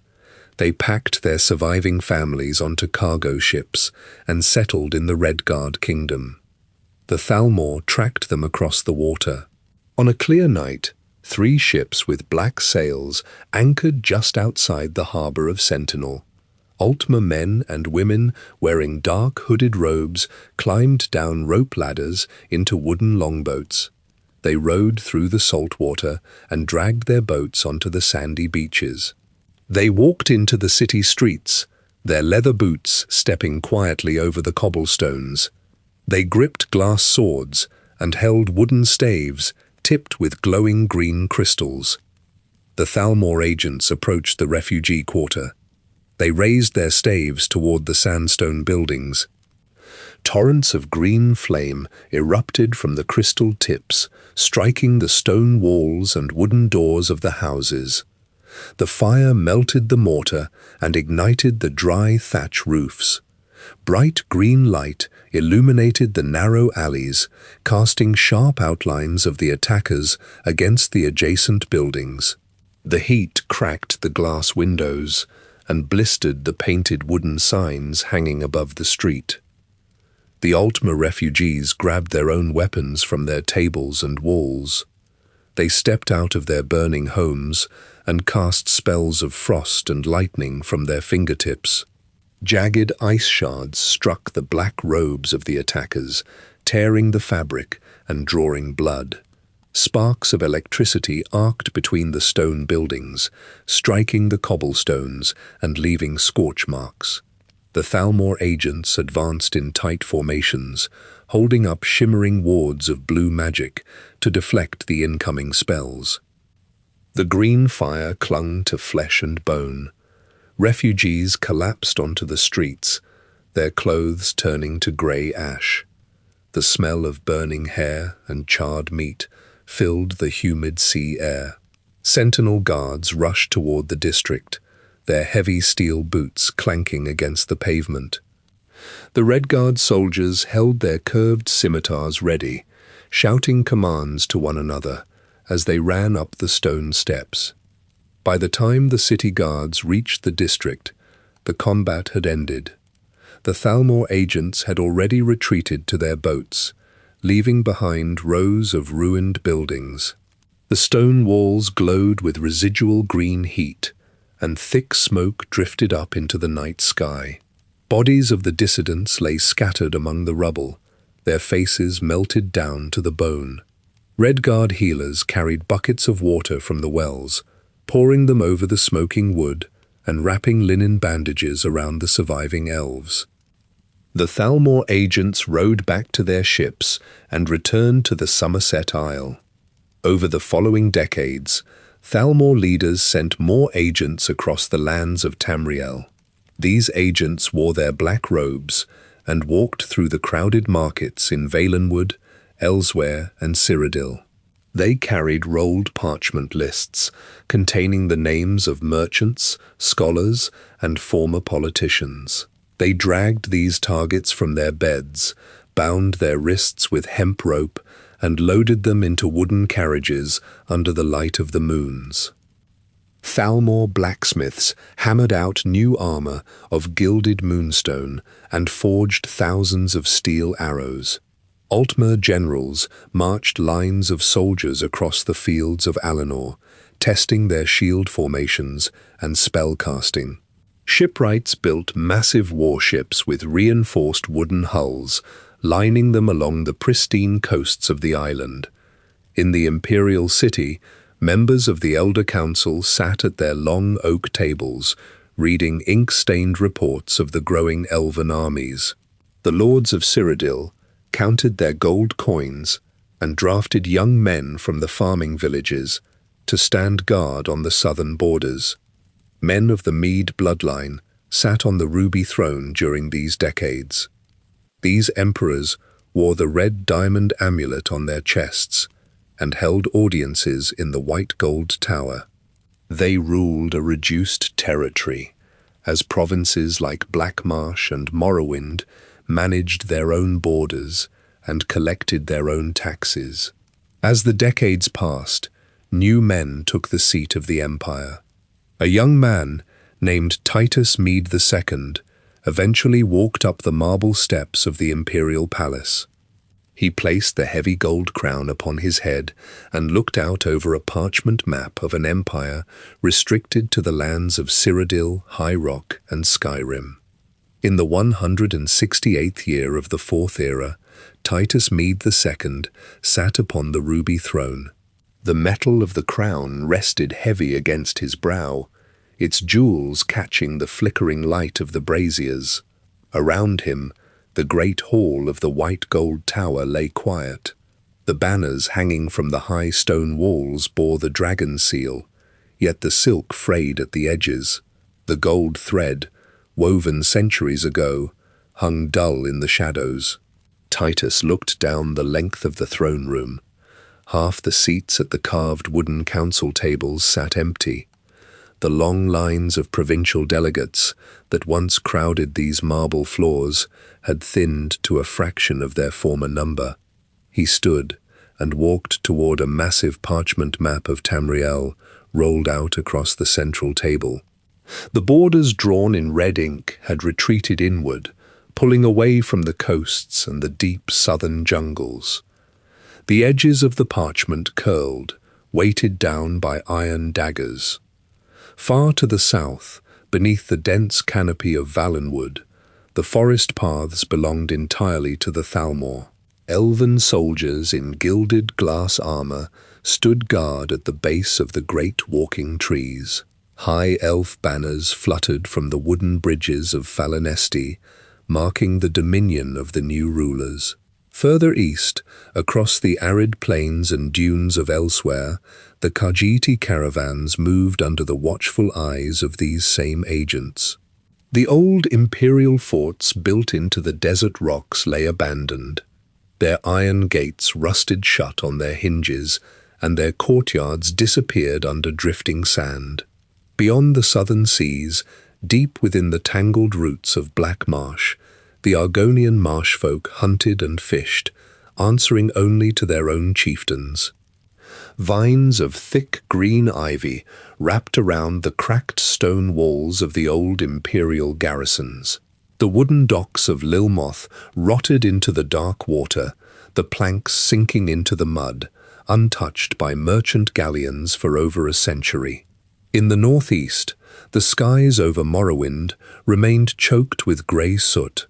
Ash fell like snow across the basalt cliffs, coating the roads in a thick, grey powder. The Dunmer people stacked stones to rebuild their shattered homes, shaping new walls with their own calloused hands and wooden trowels. They worked in silence, their faces covered with rough cloth to filter the dust. The harbour of Blacklight received only local fishing skiffs, bringing in meagre catches. The Dark Elves survived on the bitter roots and the ash yams pulled from the volcanic soil. They stood on the shores of the inner sea, building their own ships and relying entirely upon the strength of their own great houses. To the west, the arid winds of Hammerfell carried the sound of clashing steel. The Redguard warriors of the Crown and Forebear factions drew their curved swords against one another in the narrow streets of Sentinel. Blood stained the sandstone cobbles beneath the scorching sun. Tents of rival warlords dotted the Alika Desert, surrounding the shrinking oases with wooden palisades. The imperial legions stationed at the borders watched the dust rise from the skirmishes. The soldiers held their spears tight, standing behind wooden barricades, instructed to remain in place while the local factions settled their blood feuds. The commanders in Cyrodiil kept their remaining coin locked away in the capital, leaving the local lords to fight for control of the dunes. The map on the table displayed 3 intact provinces remaining under the Emperor's seal. The rolling heartlands of Cyrodiil yielded harvests of wheat, the farmers pulling their ploughs through the rich brown earth and loading their wooden carts with grain. To the northwest, the tall stone keeps of High Rock stood firm against the coastal storms. The Breton lords traded fine fabrics, iron tools, and salted fish across the Iliac Bay, their merchant vessels sailing under the banner of the Empire. And to the north, the Nords of Skyrim hunted through the snowy pine forests, their blacksmiths hammering iron weapons in the warm glow of the forge fires. These 3 northern and central provinces sent their taxes in heavy iron lockboxes, marched their soldiers down the cobbled roads, and supplied the imperial city with the resources it desperately needed. They formed a tight, protective ring around the emperor. Titus Mede II spent his days reviewing troop movements on the parchment and counting the sacks of grain in the city storehouses. He watched the southern horizon from his balcony, noting the heavy clouds gathering over the mountains. He ordered the blacksmiths of Cyrodiil to forge new steel armor and sharpen the legion's broadswords. At the very same time, across the southern borders, emissaries dressed in black and gold robes packed their leather satchels and mounted their armored horses. They rode north, along the ancient stone roads, toward the imperial city. Their saddlebags carried heavy vellum scrolls stamped with the winged crest of the Aldmeri Dominion, bringing with them a list of demands that would force the emperor into a corner. On the 30th day of Frostfall in the year 171 of the Fourth Era, an Aldmeri ambassador pulled a heavy wooden cart into the center of the imperial palace in Cyrodiil. The cartwheels squeaked against the polished marble floor. The ambassador stopped before the ruby throne, looked up at Emperor Titus Mede II, and pulled a long roll of parchment from his robes. The ink on the parchment detailed a series of demands from the Thalmor. The written terms required the emperor to hand over massive chests of gold as tribute, disband the Order of the Blades entirely, outlaw the worship of Talos across all imperial provinces, and cede large sections of southern Hammerfell to the Aldmeri Dominion. Titus Mede II stood up from the throne and walked down the stone steps. He looked at the parchment, then looked at the heavy cart. The ambassador gripped the tarp covering the cart and pulled it back. Dozens of severed heads rolled against the wooden planks, their skin pale and blood caking their necks. They were the heads of every imperial agent stationed within the Aldmeri Dominion. The blood dripped through the floorboards of the cart and pooled on the white marble of the throne room.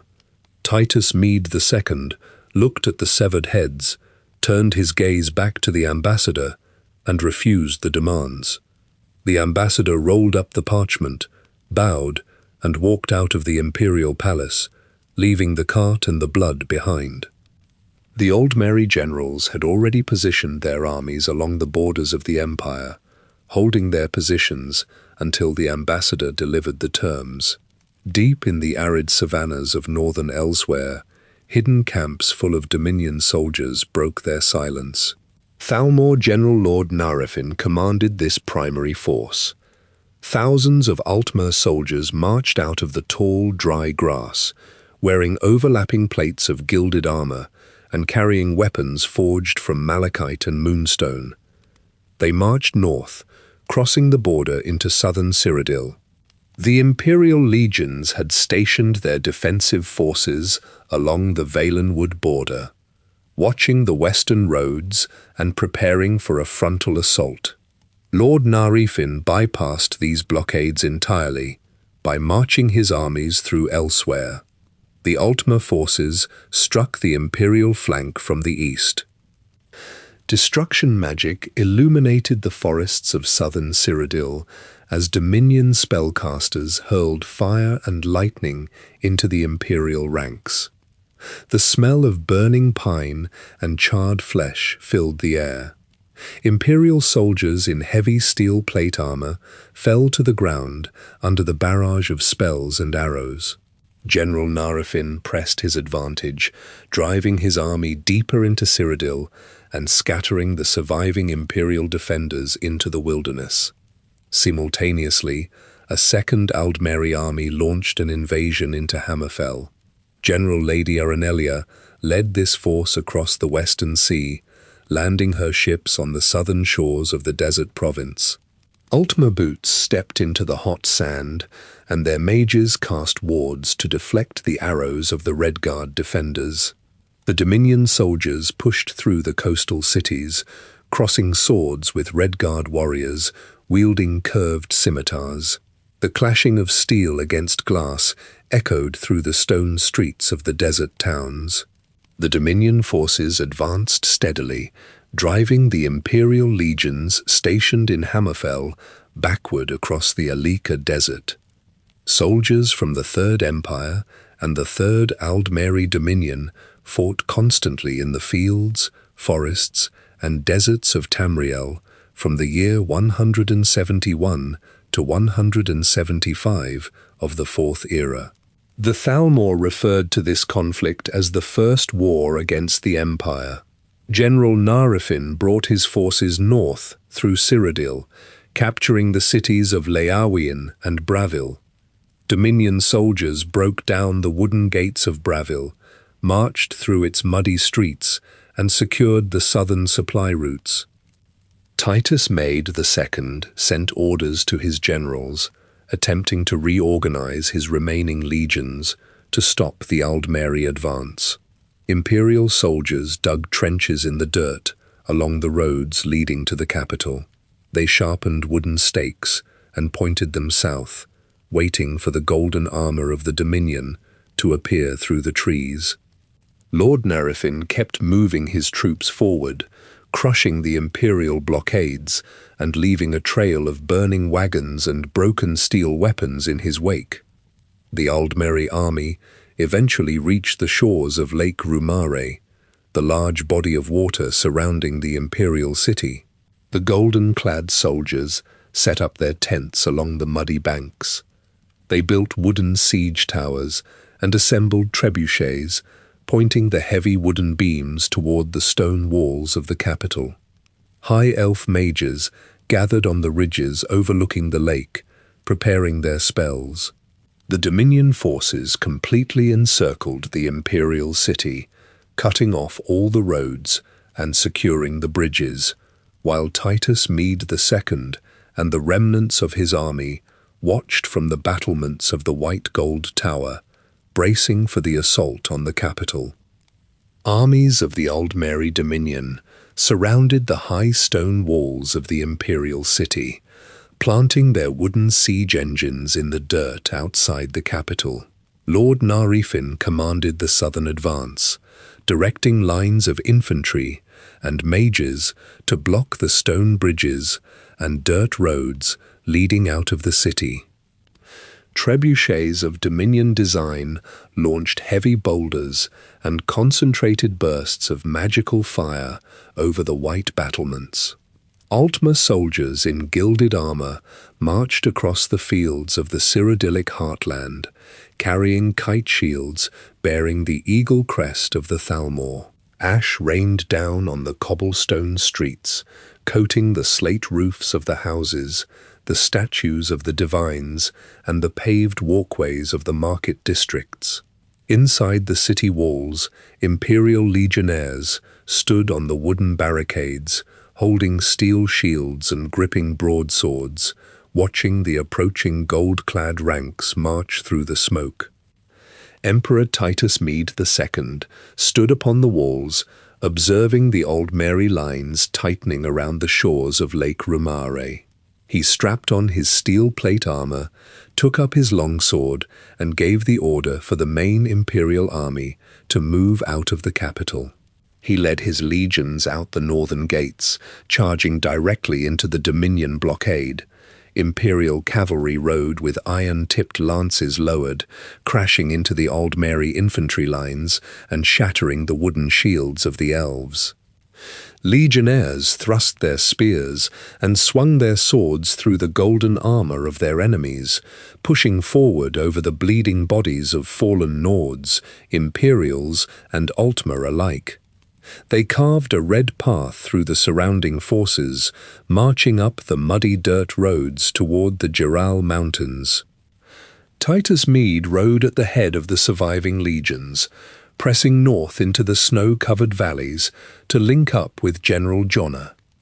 Jonna's reinforcements marched down from Skyrim, wearing thick bear furs and wolf pelts over their heavy steel armor. They carried broad battle axes, iron maces, and banded shields, stepping through the deep snowdrifts of the mountain passes to meet the Emperor's forces. The two armies merged their camps in the freezing foothills, setting up canvas tents and lighting large campfires in the snow, melting the ice around their boots as they rested their weary horses. Back in the capital, the Aldmeri soldiers took heavy iron battering rams to the great stone gates of the imperial city, shattering the hinges and breaking the timber. The Dominion infantry flooded into the market district, the Elven Gardens, and the temple district. They drove their swords into the remaining imperial guards and struck down the citizens running through the narrow alleyways. Men, women, and children lay dead across the cobblestones, their blood pooling in the stone gutters and staining the white marble stairs of the plazas. Altmer soldiers dragged shopkeepers from their storefronts, binding their wrists with thick hemp rope and forcing them to their knees. Thalmor mages hurled streams of fire into the timber-framed houses, igniting the thatched roofs, the tapestries, and the wooden balconies. Black smoke billowed from the residential quarters, rising thick enough to block out the sun over the lake. A large contingent of Dominion troops marched into the center of the city, taking axes to the thick oak doors of the imperial palace. The wood splintered, and the elves poured into the grand halls. They climbed the spiral stone stairs of the white gold tower, tearing silk tapestries from the walls and smashing glass display cases with the pommels of their swords. Altmer soldiers carried out heavy wooden chests filled with gold coins, ancient jewels, and relics kept since the previous eras. They tossed the parchment records, rolled scrolls, and bound books of the Elder Council into the courtyard below, holding torches to the piles of paper until the records erupted in flames. The imperial throne room sat vacant, its red and gold dragon banners torn down, shredded, and trampled under the steel boots of the invaders. Lord Narafin established his command within the captured white gold tower, overseeing the occupation of the ruined districts from the high balconies. Black and gold Dominion banners hung from the stone ramparts, flapping in the wind blowing off Lake Rumare. Inside the city walls, the Aldmeri forces dragged the surviving citizens into the squares, chaining their wrists and ankles, forcing them to carry heavy stones and charred timber to clear the rubble from the streets. The gold-clad soldiers stood guard at every intersection with their swords drawn and bows nocked, watching the forced laborers. Carts piled high, with bodies rolled through the gates, dumping the dead into mass graves dug in the mud outside the city walls. Up in the northern foothills, Emperor Titus Mede and General Jonna stood in their command tents, examining large parchment maps of the Cyrodiilic heartland by the light of oil lanterns. The joined Imperial and Skyrim legions sharpened their swords on stone whetstones, hammered out the dents in their plate armor, and organized their ranks in the cold mountain air. Quartermasters packed the wooden supply wagons with salted meat, bandages, and iron arrows. The legionnaires strapped on their helmets and turned their eyes back south, looking toward the thick plumes of smoke rising from the lake.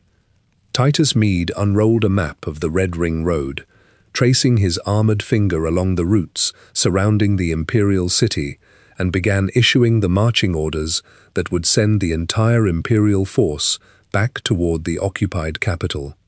Frost crusted the iron greaves of the imperial soldiers as they marched south from the Jural Mountains, boots crunching against the frozen earth.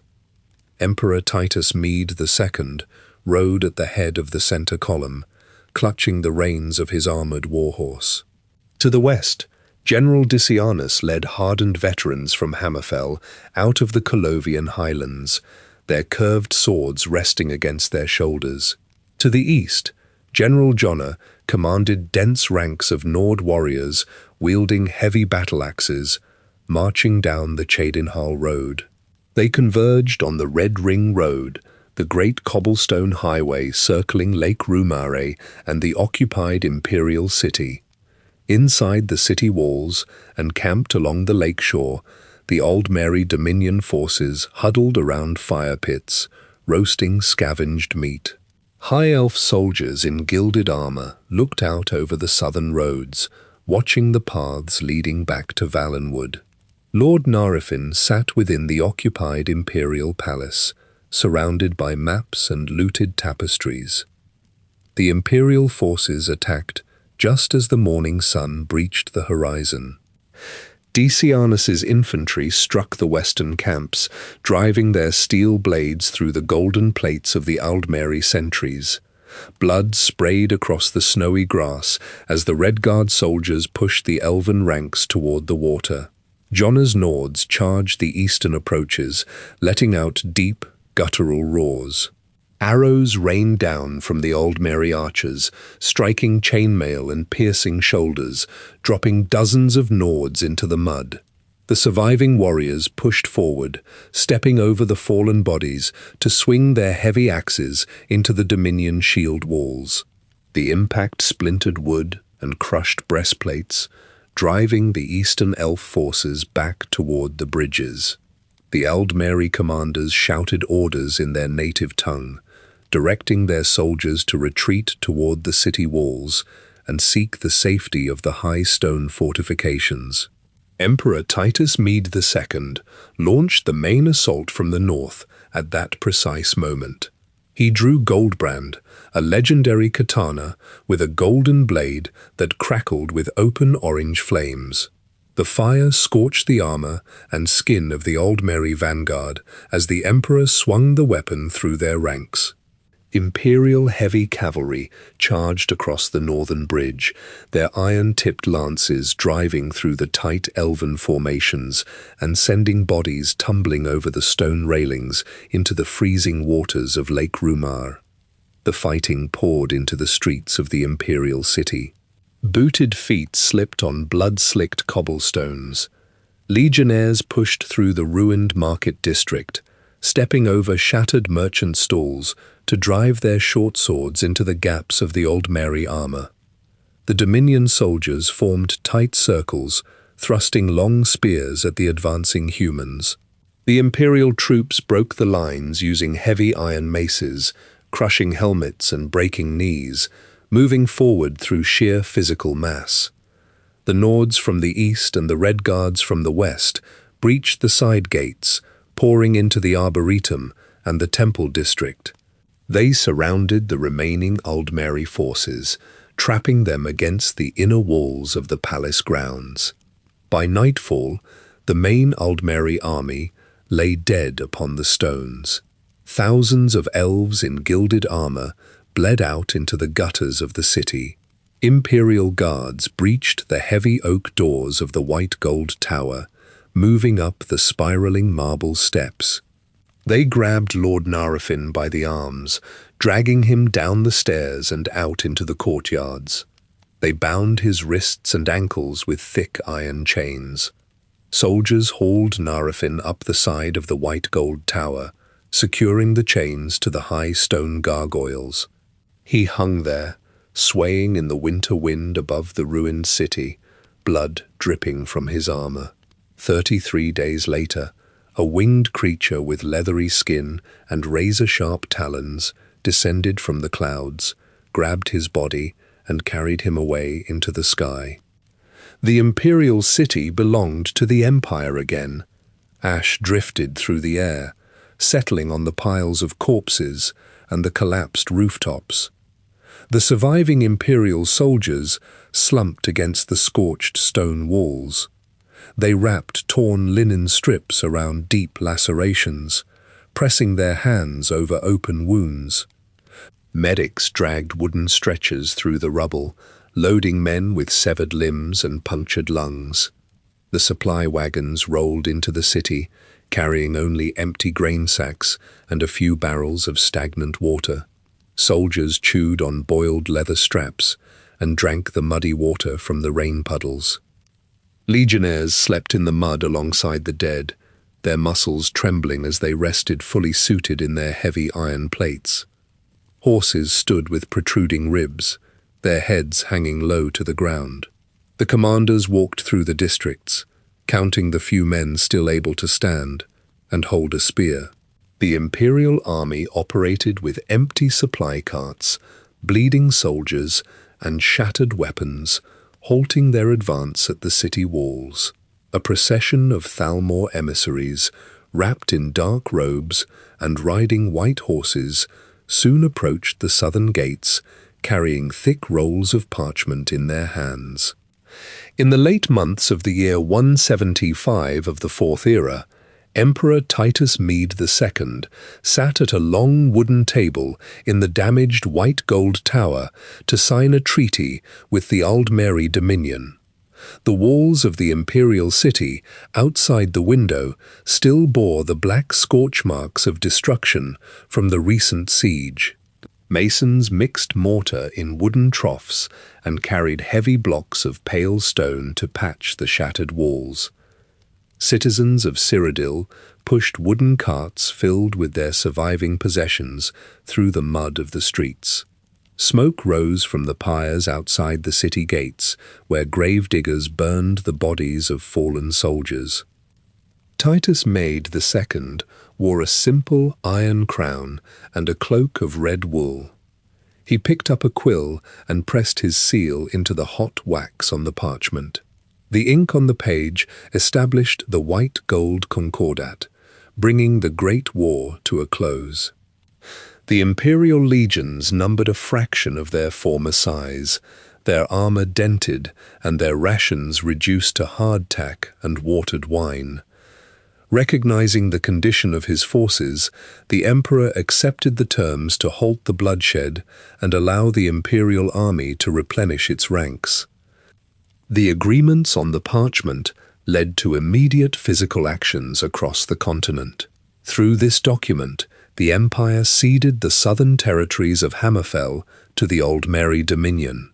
Dominion soldiers marched into the coastal cities of the Alika Desert, driving their golden banners into the sand and occupying the stone fortresses of the Redguard people. Imperial commanders received direct orders to pack their canvas tents and march their remaining legions back across the border into Cyrodiil, abandoning the southern sands to the elves. The agreement also included the total ban of Talos worship across all imperial provinces. Imperial soldiers marched into the chapels in Cyrodiil and Skyrim.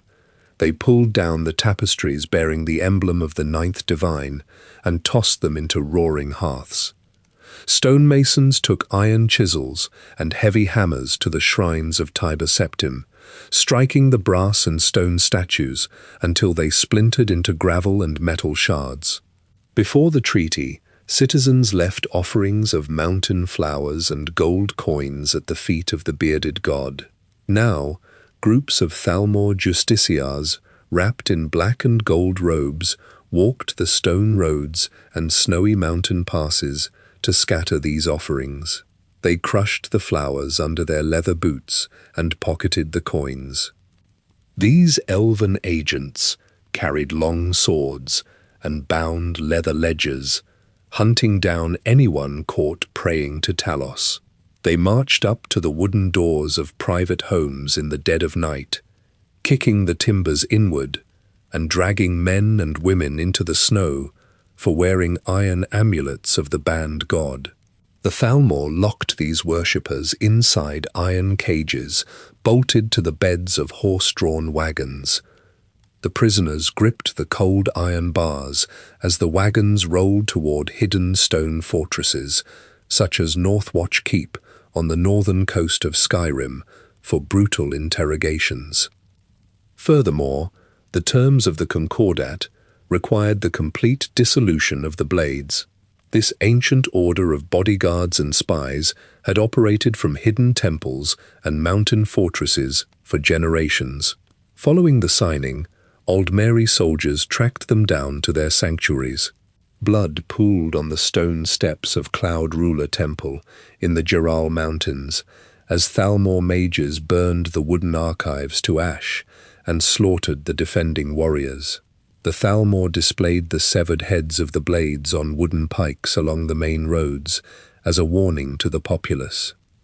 The surviving members discarded their heavy Akaviri armor and scattered into the remote wilderness. They took assumed names, buried their distinctive curved swords under the dirt floors of modest cabins, and worked in local taverns or freezing logging camps to hide from the Dominion executioners. Word of the treaty spread outward from the imperial city via couriers riding fast horses. When the riders reached the different provinces, they nailed copies of the Concordat to the wooden posts of town squares and read the terms aloud to the gathering crowds. In Skyrim, the Nords listened to the terms with furrowed brows and hands resting on the pommels of their axes. They watched the Thalmor justiciars set up headquarters in their cities and patrol their ancestral lands. The sight of elves arresting Nords for praying to the founder of the Empire caused hands to ball into fists and voices to rise in the mead halls.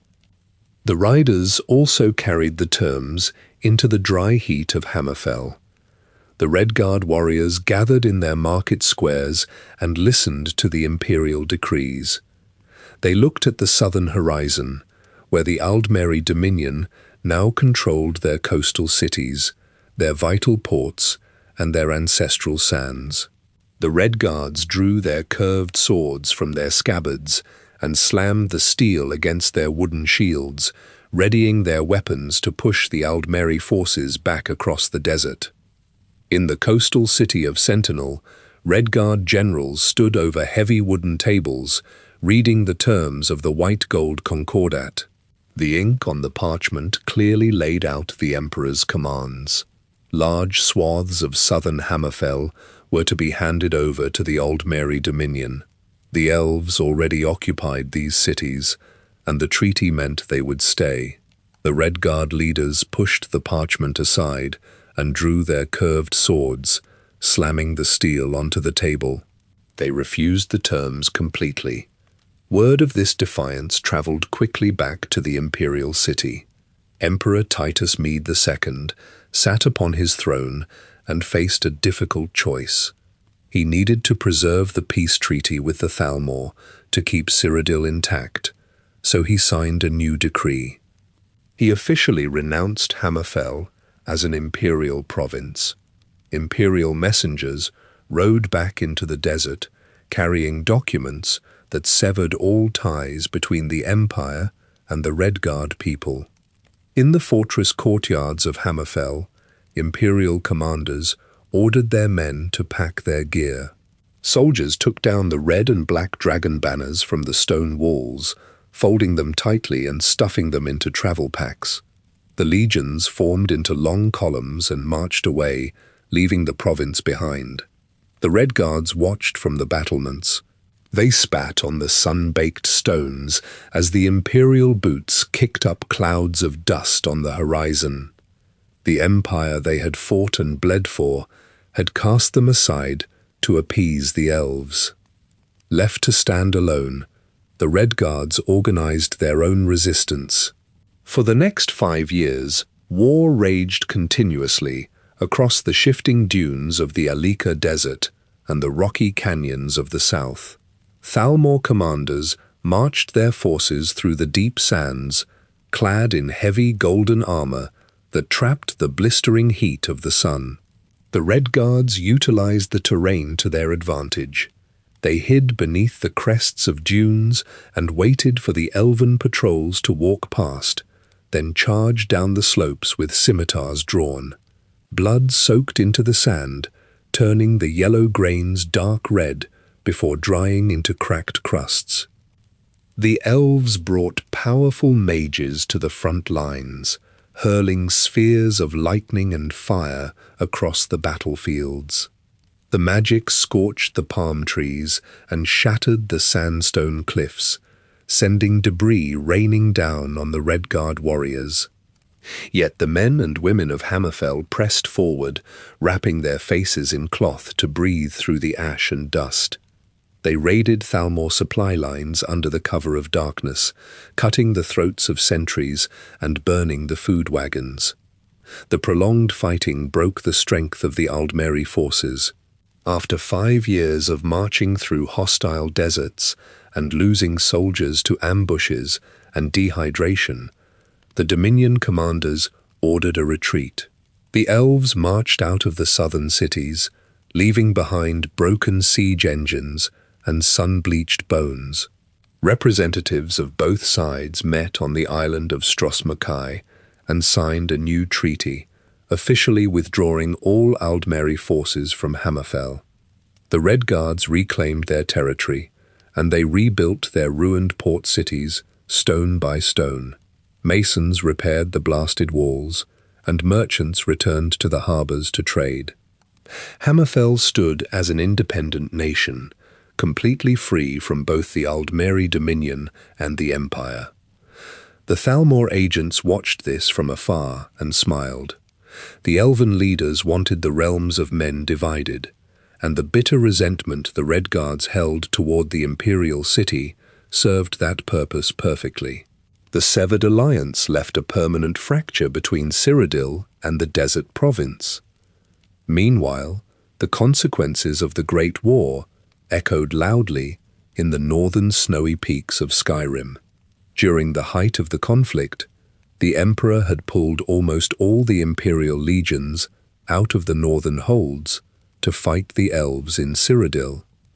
This massive withdrawal of troops emptied the barracks and watchtowers across the province.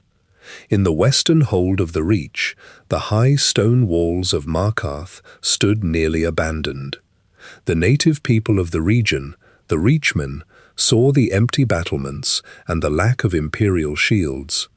They crept down from the steep crags and rocky hillsides, wielding axes of bone and staves of twisted wood, preparing to take back the ancient lands they believed belonged to them. The grey stone walls of Markarth stand, built directly into the side of the Druadak Mountains, towering over the rushing waters of the Karth River. Brass pipes and gears jut out from the cliff faces, venting white steam into the cold air. In the year 104 of the Fourth Era, the Imperial soldiers stationed at the gates packed their steel armor into wooden crates alongside heavy canvas tents, rations of dried beef, and iron shields. They loaded their wagons, hitched their draft horses to the timber yokes, and marched south down the winding dirt roads towards Cyrodiil to fight the Aldmeri Dominion. The rhythmic thud of their boots faded into the howling wind of the valleys.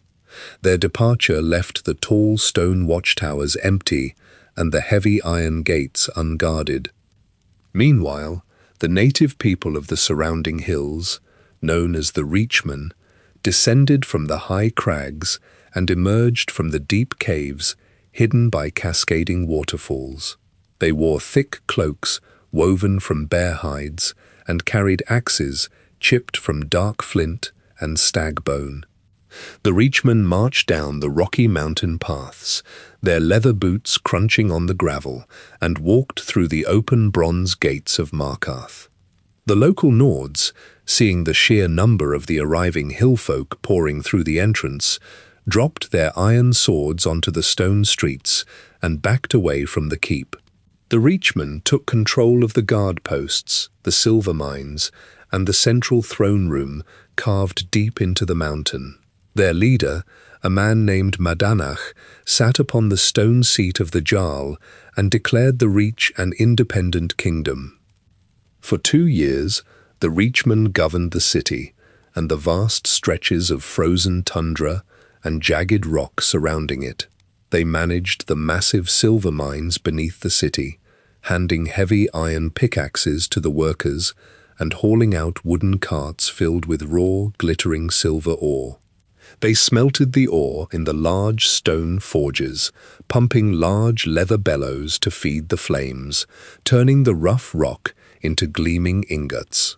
Madanach established tribunals in the upper halls to handle disputes among the citizens, passing judgments on stolen livestock, property lines, and market prices. Nords and Reachmen stood side by side in the same markets, trading pouches of silver coins for slabs of raw meat, woven root baskets, and iron farm tools. The air in the city smelled heavily of roasted venison, crushed juniper berries, and the sharp tang of burning coal.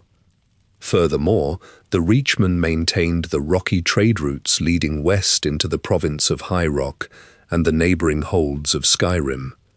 They constructed wooden palisades out of felled pine trees along the mountain passes and stationed guards armed with ashwood bows to protect the merchant caravans from wandering wolves and cave bears. Madanach sought to solidify this new kingdom through diplomacy. He tasked scribes with writing letters on thick parchment using ink made from crushed charcoal, sealing them with hot red wax, and handing them to couriers riding swift horses. These messengers rode south toward the imperial city, carrying offers of peace and formal requests for the empire to recognize the Reach as an independent state. They offered a steady supply of mined silver in exchange for open borders and uninterrupted trade rights. However, the messengers encountered a war-torn Cyrodiil.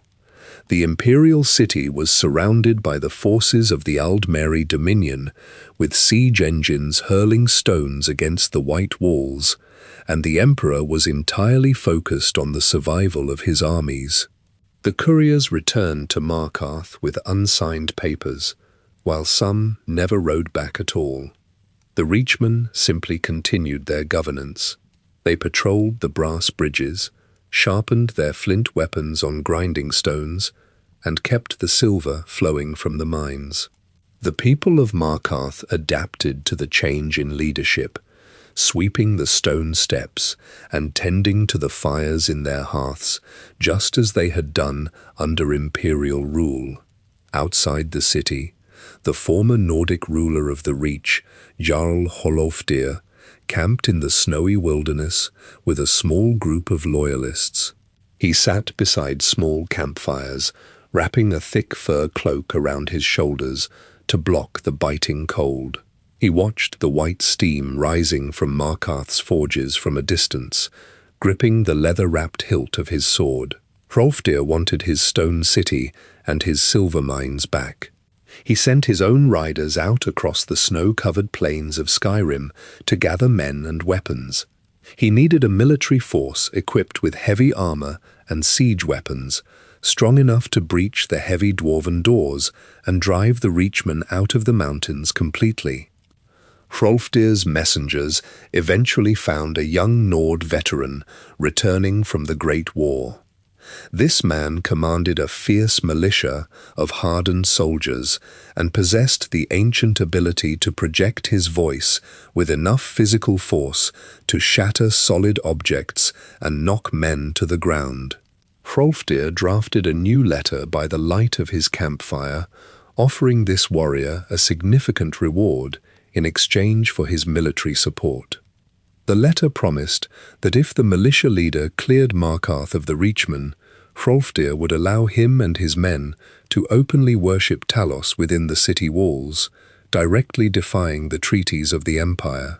The messenger handed the sealed offer to Ulfric Stormcloak, putting into motion a violent clash that would soon drench the stone steps of Markarth in blood. Jarl Hrolfdir stood in a canvas tent pitched on the dirt roads east of the Druadark Mountains. He unrolled a map of the Reach across a wooden table and pressed his fingertips against the drawn walls of Markarth. Inside those ancient dwarven stone walls, Reachmen walked the streets, wearing headdresses of deer skulls and draping bear pelts over the bronze fixtures of the city. They had held the city for 2 years. Hrolfdir needed an army to reclaim the stone fortress, and he summoned a Nordic militia commander named Ulfric Stormcloak to his camp. Ulfric arrived wearing heavy iron armor, carrying a broadsword on his back, and leading a band of seasoned Nord warriors. Hrolfdir laid an offer on the table. He dipped a quill in black ink and wrote out a formal decree. In exchange for Ulfric leading the vanguard and slaughtering the Reachmen, Hrolfdir granted the Nord militia the right to openly worship Talos within the city walls. Ulfric placed his hand on the parchment and agreed to the terms. The Nord militia marched west through the craggy canyons of the Reach, raising their shields as they approached the towering bronze gates of Markarth. Reachmen archers stood on the stone parapets, drawing back their bowstrings and raining iron-tipped arrows down upon the road. The Nordic warriors raised their wooden shields, catching the arrows in the thick timber. Ulfric stepped to the front of the formation, planting his boots in the dirt. He drew a deep breath into his chest, expanding his lungs, and released a concussive wave of sound from his throat. The raw kinetic force of the Thu'um slammed into the main gates of the city. The massive bronze hinges buckled, tearing out of the stone frames, and the heavy doors crashed inward against the cobblestone streets. Ulfric drew his sword and charged through the shattered gateway. The Nord militia poured in behind him, swinging steel battle-axes and iron maces into the ranks of the Reachmen defenders. Blood pooled in the grooves of the dwarven stone floors and spilled down the terraced steps of the city. The Nords drove their blades through boiled leather armor, pushing the Reachmen out of the temples, out of the guard towers, and back through the narrow mountain passes. The surviving Reachmen fled deep into the wilderness, taking shelter in the caves and redoubts of the western hills. They carved the hearts out of their own chests, replacing them with briar seeds, and sharpened weapons out of bone and flint, calling themselves the Forsworn, as they waged a guerrilla war from the shadows of the crags. Inside the city, Ulfric and his men claimed their prize. They dragged stones and timber into the center of Markarth and erected shrines to Talos. They lit incense on the altars, placed iron amulets around the necks of the statues, and chanted their prayers loudly in the open air. Hrolfdir sat upon the Jarl's throne, watching the smoke rise from the altars. News of the open worship reached the Altmer in the south. Weeks later, a procession of horse-drawn carriages arrived at the broken gates of Markarth. Elven dignitaries stepped out, wearing heavy black robes and gilded golden armor. They were Thalmor justiciars, and they carried rolled copies of the white gold concordat in their hands. The Thalmor commander unrolled the treaty in front of Jarl Hrolfdir, pointing a long, gloved finger at the ink outlining the strict ban on Talos worship. The Altmer demanded the immediate arrest and execution of Ulfric Stormcloak and his entire militia. Hrolfdir looked at the Thalmor robes, then looked at the imperial maps on his table. He calculated the distance between Cyrodiil and Skyrim. envisioning the Aldmeri armies marching north through the Pale Pass to burn his city to the ground. Hrolfdir summoned the imperial legionnaires stationed in the city. The soldiers marched to Ulfric's quarters, drawing their steel swords and forming a wall of shields around the Nord commander. Hrolfdir stepped forward with iron shackles. He clamped the cold iron around Ulfric's wrists, locking them tightly. Imperial guards escorted Ulfric out of Markarth and loaded him into a prison carriage. They transported him to a damp stone cell deep within an imperial dungeon, leaving him to sit on a bed of rotting straw. With the arrest made, the Empire granted the Thalmor full operational authority across the province of Skyrim. Thalmor justiciars established headquarters in Solitude, unfurling their black and gold banners over the stone walls.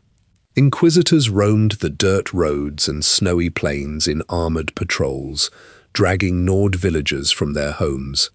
They erected wooden torture racks in the basements of abandoned imperial forts, interrogating anyone suspected of hoarding Talos amulets or whispering prayers to the dragonborn god. Ulfric remained in his dark cell, listening to the drip of water against the stone floor and gripping the iron bars until his knuckles turned white. He memorized the faces of the imperial guards walking past his door, etching the betrayal into his mind. Time passed, and word arrived that Ulfric's father, the Great Bear of Eastmarch, had passed away. The guards unlocked the iron doors, releasing Ulfric to attend the funeral. He walked out of the prison and immediately mounted a horse, riding northeast through the blizzards toward the snowy, towering walls of Windhelm. He walked up the steps of the Palace of the Kings, sat upon the stone throne of his ancestors, and began sending couriers across the province to gather loyalists for a new war. Snow fell steadily on the dark stone walls of Windhelm, drifting against the thick iron grates and piling upon the cobbled streets. Ulfric Stormcloak walked through the heavy oak doors of the Palace of the Kings, his boots dragging melted snow onto the long woven rugs of the main hall. He took his seat upon the stone throne at the far end of the room, wrapping a thick bear pelt over his shoulders, and issued his first commands as the new Jarl of Eastmarch. He decreed that the shrines of Talos would remain open and actively tended by the local priests. Monks in woven yellow robes placed lit candles at the feet of the dragon god's statues within the city walls, chanting their ancient hymns over the scent of burning pine pitch and melting tallow. Guards in heavy chainmail stood by the iron braziers at the city gates, holding orders to draw their steel on any imperial soldiers or Thalmor agents who traveled the northern roads and approached the bridge to the city. Couriers carried the declaration outward from the stone walls of Windhelm, riding on horseback along the frozen dirt roads to the other holds. Jarls in the eastern cities of Riften, Dawnstar, and Winterhold pledged their axes and their people to Ulfric's cause. In these cities, blacksmiths pumped leather bellows and struck heavy hammers against glowing iron from dawn until dusk, forging broadswords, spears, and battle axes for the rapidly growing militia. Townspeople sat by their hearth fires, sewing the emblem of the roaring bear onto blue woolen banners with thick needles and white thread. In the western holds of Solitude, Markarth, and Falkreath, the ruling Jarls maintained their oaths to the Emperor in Cyrodiil and mobilized their own guards to support the Empire. Imperial soldiers clad in red cloth and polished steel marched up the southern mountain passes, their boots crunching in the deep snow. They pitched heavy leather tents in the freezing mud, digging deep defensive trenches and establishing garrisons within the ruined stone forts that dotted the jagged landscape. Sentries stood watch on the high stone battlements, blowing cow horn bugles whenever blue-clad riders appeared on the horizon. The two forces met in the dense pine forests and rocky valleys of the province. Iron arrows splintered against wooden shields, and steel swords notched against heavy breastplates during fierce melee combat. Men and women who had once shared mead in the same taverns now swung heavy warhammers at each other's heads. Blood soaked into the frost and dirt, freezing into dark crusts overnight as the temperatures dropped. Scavengers picked through the battlefields at dawn, pulling leather boots, steel gauntlets and iron daggers off the stiffening corpses to sell in the local markets. Imperial commanders sat at wooden tables in their large command tents, writing dispatches on parchment with ink and quill, labeling the conflict the Stormcloak Rebellion. The fighters in blue tunics drank warm mead around their campfires, sharpening their blades on wet whetstones, and declared themselves the true children of Skyrim, fighting to keep their ancient customs alive in the face of foreign rule. High in the mountains above the capital of Solitude, Thalmor emissaries sat in the warm, candle-lit rooms of their stone embassy. Elven diplomats in black and gold robes dipped feathered quills into glass inkwells, writing detailed reports to their superiors in the Somerset Isles. They documented the number of dead on both sides, counting the steady drain on imperial resources and the physical fracturing of the Nordic population.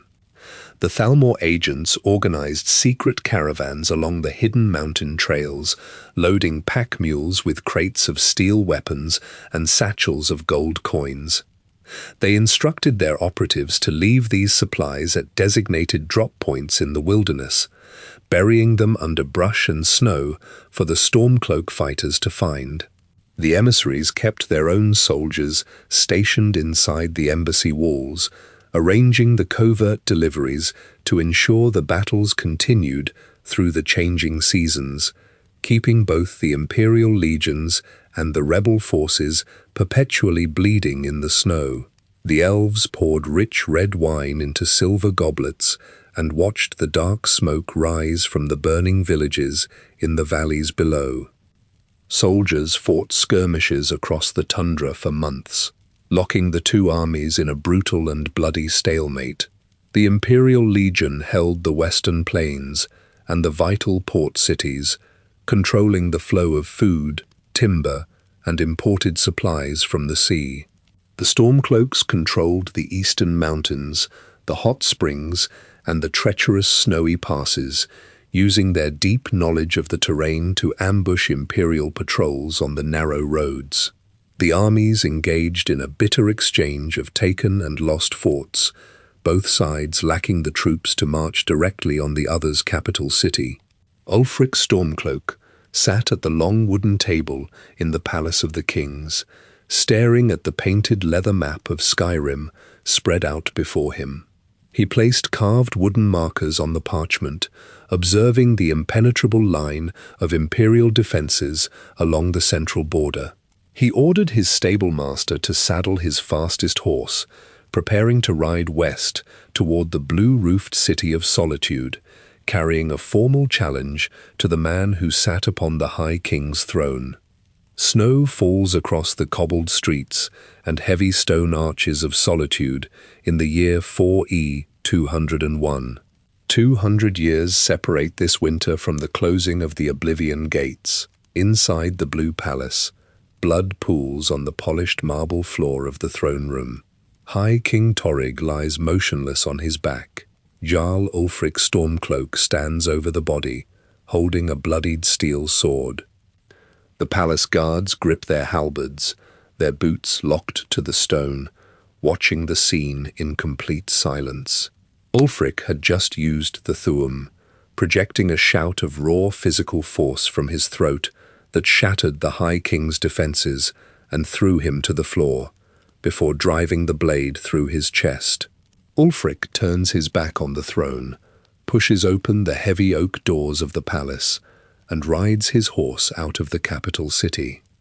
The High King's death splits the province into two warring factions. In the eastern holds, freezing winds whip through the ancient stone corridors of Windhelm. Men and women gather in the cobblestone squares, wrapping themselves in thick fur cloaks and blue tabards, stitched with the black bear crest of the Stormcloaks. Blacksmiths hammer iron ingots into battle-axes and broadswords over roaring forges, sending sparks flying into the cold air. Ulfric commands these rebels, deploying them to barricade the roads and seize the stone forts along the borders of the eastern holds. They march through the heavy snow of the Pale, their boots breaking the top layer of ice, determined to sever Skyrim from the Cyrodiilic Empire. In the western holds, the Imperial Legion mobilizes its ranks. Soldiers march in tight formations through the thick pine forests of Falkreath and the wide, grassy tundra of Whiterun. They wear heavy steel breastplates, leather skirts, and red tunics, carrying large rectangular shields stamped with the diamond and dragon seal of the Empire. General Tullius stands over tactical maps in the war room of Castle Dua, placing wooden markers across the parchment. He issues deployment orders to his legates, sending troops to construct wooden barricades, repair ruined stone walls, and secure the supply lines running from the southern mountain passes. The two armies clash in the valleys and across the frozen rivers. Imperial archers draw back their bowstrings on the stone battlements, letting loose volleys of iron-tipped arrows that pierce the wooden shields of the advancing Stormcloaks. Rebel warriors swing steel axes through the heavy brush, cleaving through the Imperial infantry and shattering their formations. Wounded men fall into the freezing mud, their warm blood melting into the white snow. Supply wagons burn on the dirt roads, sending thick plumes of black smoke into the grey sky above the tree line. Villagers caught in the crossfire nail thick wooden planks over their windows and bar their doors with heavy iron bolts. Farmers dig through the hardened, frost-covered soil, pulling up withered root vegetables as the military commanders arrive to requisition the remaining grain stores. Months pass as the fighting creates a massive stalemate across the province. The front lines freeze in place along the central holds. Neither army secures enough ground to advance on the enemy capitals. Ruined watchtowers, shattered wooden siege engines, and the frozen bodies of fallen soldiers litter the borders between the territories. Legates and commanders sit in their canvas tents, staring at the exact same unchanged maps by the light of flickering tallow candles. Outside, soldiers huddle around small campfires, running whetstones over their dulled blades and tightening the leather straps on their armor, waiting for orders that never come. Far from the battlefields, deep within the imperial archives of Cyrodiil and the hidden sanctuaries of Skyrim, moth priests unroll ancient scrolls of parchment. They run their fingers over faded ink and carved geometric runes, reading the prophecies recorded by the Elder Scrolls. The parchment depicts a sequence of physical events spanning the centuries. The scholars trace the drawings of a shattered wooden staff, a towering brass golem standing in a bay of water, a volcanic mountain erupting in ash, and a demonic gate crumbling into rubble. The final runes on the parchment depict the sons of Skyrim plunging their swords into the chests of their own brothers, spilling blood upon the snow of the northern province. The civil war matches the ink on the parchment. As Imperial and Stormcloak soldiers cross their blades in the snowy mountain passes, the earth beneath the tundra begins to shift. Rocks tumble down the steep sides of ancient burial mounds. The frost and dirt fall away from the massive circular stone dragon mounds scattered across the landscape. High above the warring armies, at the highest peak of the throat of the world, a localized storm of swirling snow and jagged light tears through the sky. The fabric of time splits open at the summit, creating a glowing rift in the air above the mountain. The massive black scales and spiked wings of Alduin, the World Eater, emerge from the glowing tear. The ancient dragon god of destruction crashes his heavy claws onto the snow-covered rocks. He stretches his long neck, exposing rows of dagger-like teeth, and lets out a roar that shakes the loose ice from the mountain peak.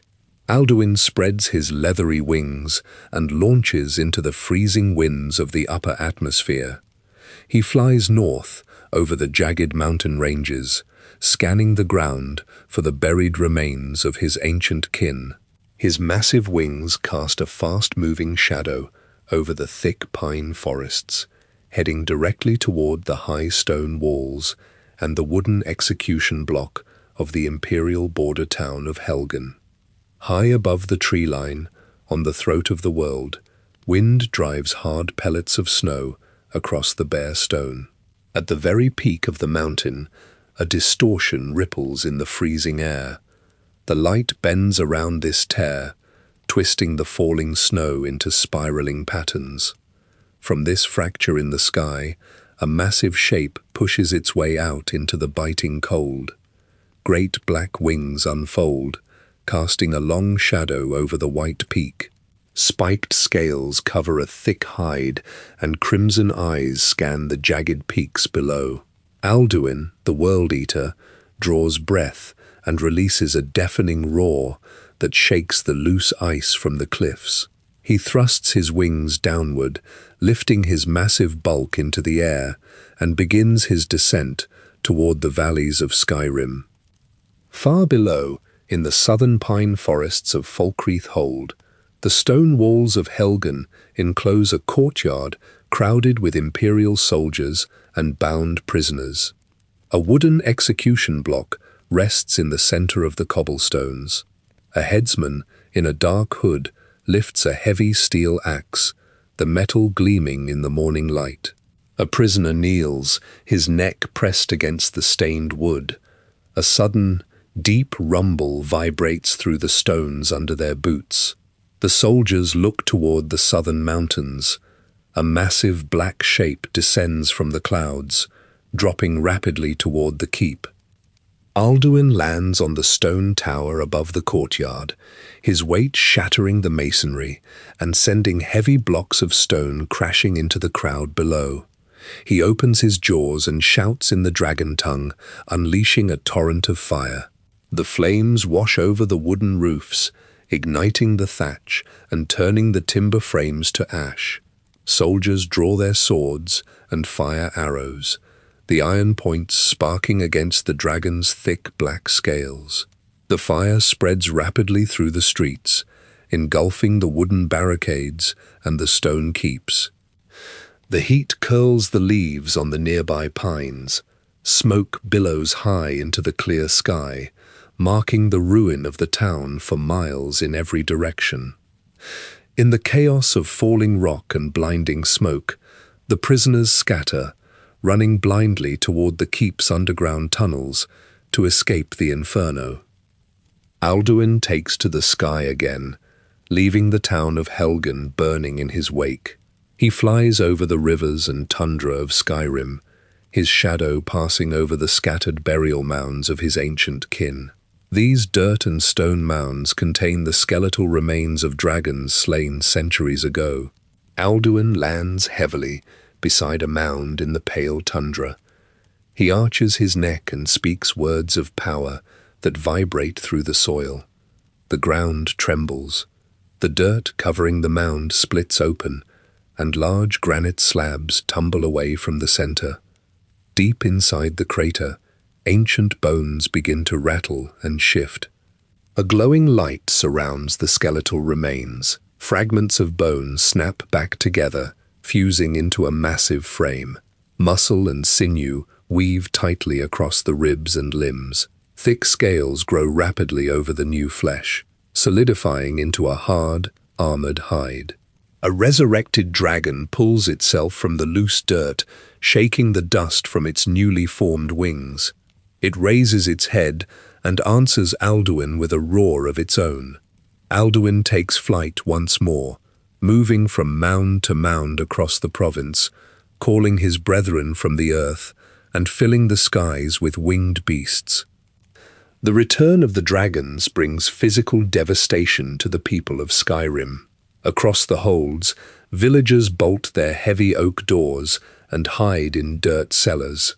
Livestock burn in the open fields, the smell of charred meat and sulfur lingering in the valleys. Stone watchtowers collapse under the weight of the descending creatures. The Imperial Legion and the Stormcloak rebels, already locked in a bitter civil war, turn their weapons upward. Arrows shatter against dragon scales, and iron swords chip against their heavy hides. The dragons hunt the roads, burning merchant carts and scattering patrols. The sky, once clear and open, now holds a constant, circling threat. In the sweeping plains of Whiterun Hold, a small stone garrison, known as the Western Watchtower, stands near the road. The guards spot a large shape flying low over the plains. A dragon crashes into the side of the tower, its claws tearing through the mortar and stone. Fire engulfs the wooden platforms, sending guards tumbling to the grass below. The soldiers regroup, drawing their bows and charging forward with raised shields. Among them fights a lone survivor from the destruction of Helgen, a prisoner who managed to escape the flames and make their way north to Whiterun. The battle rages around the ruined tower. The dragon snaps its jaws, its teeth sinking into wooden shields and iron armor. The guards loose volley after volley of arrows, finding the weak points between the scales. The survivor from Helgen steps forward, driving a steel blade deep into the dragon's neck. The beast thrashes, letting out a final, rattling breath before collapsing onto the blood-soaked grass. The guards cautiously approach the massive carcass. As they watch, the dragon's flesh begins to dissolve, burning away in a rush of bright, swirling energy. The light lifts from the bones, flowing directly into the body of the lone survivor. The air crackles with energy, and the soldiers stare in absolute silence as the light fades, leaving only the bare, white skeleton of the beast behind. The guards recognize the ancient legends of their people, speaking the word aloud in the smoking ruin. They call the survivor Dragonborn, a mortal born with the blood and soul of a dragon, capable of permanently destroying the beasts and stealing their power. This singular event at the Watchtower shifts the balance of the world, thrusting the newly revealed hero onto a path that leads directly toward a final confrontation with the World Eater himself. A prisoner crossed the border into the pine forests of Skyrim on a wooden cart, wrists bound tightly with coarse rope. This captive survived the sudden dragon attack at the settlement of Helgen, pulling themselves from the burning rubble, the shattered stone towers, and the thick smoke rising into the sky. Soon after, the Greybeards spoke from the peak of High Hrothgar. Their combined voices cracked the ice on the mountainside and rattled the wooden beams of houses in the valleys far below. The Dragonborn climbed the 7,000 stone steps, stepping through the freezing winds and deep snowdrifts to reach the ancient monks. Inside the drafty stone halls, the Greybeards taught the Dragonborn to harness the Thu'um, pushing breath through the vocal cords to shape the air into weapons of force and fire. At the same time, the surviving members of the Blades emerged from their hiding places in the lower mountains. They wore segmented armor of steel and leather, wielding curved katanas to guide the Dragonborn into forgotten temples. Inside the ruins of Skyhaven Temple, they ran their torches along carved stone walls, tracing the ancient depictions of dragons falling from the sky. High above the tundra, Alduin flew across the burial mounds of Skyrim, shouting over the buried bones of his fallen kin. Flesh and black scales re-knitted over the skeletons, pulling the dragons from the dirt to fly again and burn the villages below. The World Eater sought to consume the souls of the dead to feed his own strength, and he flew to Sovngarde, the realm of the Nordic afterlife. The Dragonborn followed him, stepping onto the stone ruins of Skuldafn and walking through a swirling portal of bright light. In Sovngarde, thick mist covered the deep valleys and the whalebone bridge leading to the Golden Mead Hall. Alduin hid within this heavy fog, snapping his massive jaws and dropping fire upon the lost souls wandering the hills. The last Dragonborn stood alongside 3 ancient Nordic warriors wearing heavy iron armor and wielding glowing battle axes. Together, they shouted into the mist, breaking the fog apart and forcing Alduin into the open sky. The warriors swung their blades, striking the hard black scales of the World Eater. The Dragonborn's shouts tore the winged beast from the air, sending the massive reptile crashing into the jagged rocks. Alduin's physical form cracked apart into glowing light and floating ash, leaving the skies of Sovngarde entirely clear. During that very same year, the Dragonborn traveled to a dark stone castle, situated on an island of floating ice in the Sea of Ghosts. Inside the damp halls, vampires with glowing yellow eyes and pale skin drank thick blood from silver chalices. Their lord held a prophecy, planning to use the blood of a pure-born vampire and an Elder Scroll to block the sun with a permanent red eclipse. The Dragonborn allied with the Dawnguard, hunters carrying heavy crossbows and wearing thick leather armor, to storm the castle. The Dragonborn unrolled the heavy parchment of the Elder Scrolls, looking at the glowing symbols that burned the eyes, revealing the hidden locations of a magical bow. Traveling through freezing caves and icy valleys, the Dragonborn retrieved Auriel's bow, a weapon carved from white elven stone. The Dragonborn fired arrows wrapped in bright sunlight, directly into the vampire lord. The arrows pierced his flesh, turning his body into a pile of smoking ash upon the chapel floor, keeping the daylight shining over the snow of Skyrim. The Dragonborn also boarded a wooden ship and sailed east across the turbulent water to the island of Solstheim. Grey ash from the distant Red Mountain covered the ground, burying the roots of the dead pine trees and coating the chitin armor of the local guards. In the center of the island, mind-controlled workers carried heavy stones to build massive temples around strange, glowing pillars.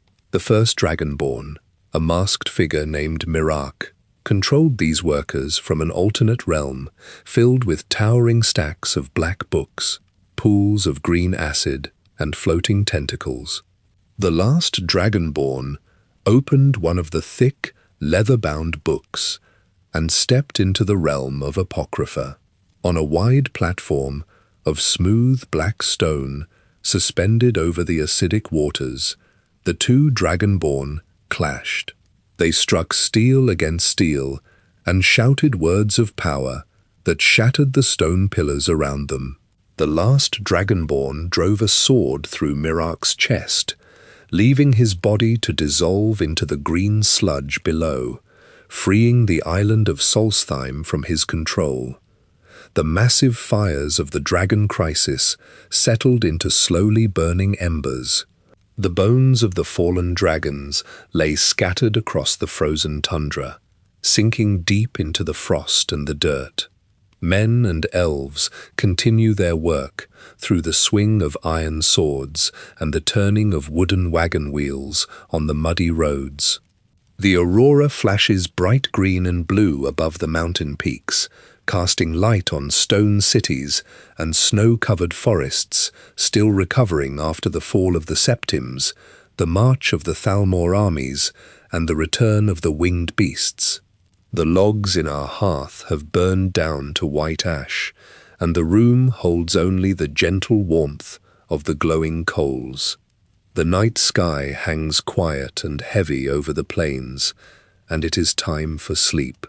May your road lead you to warm sands,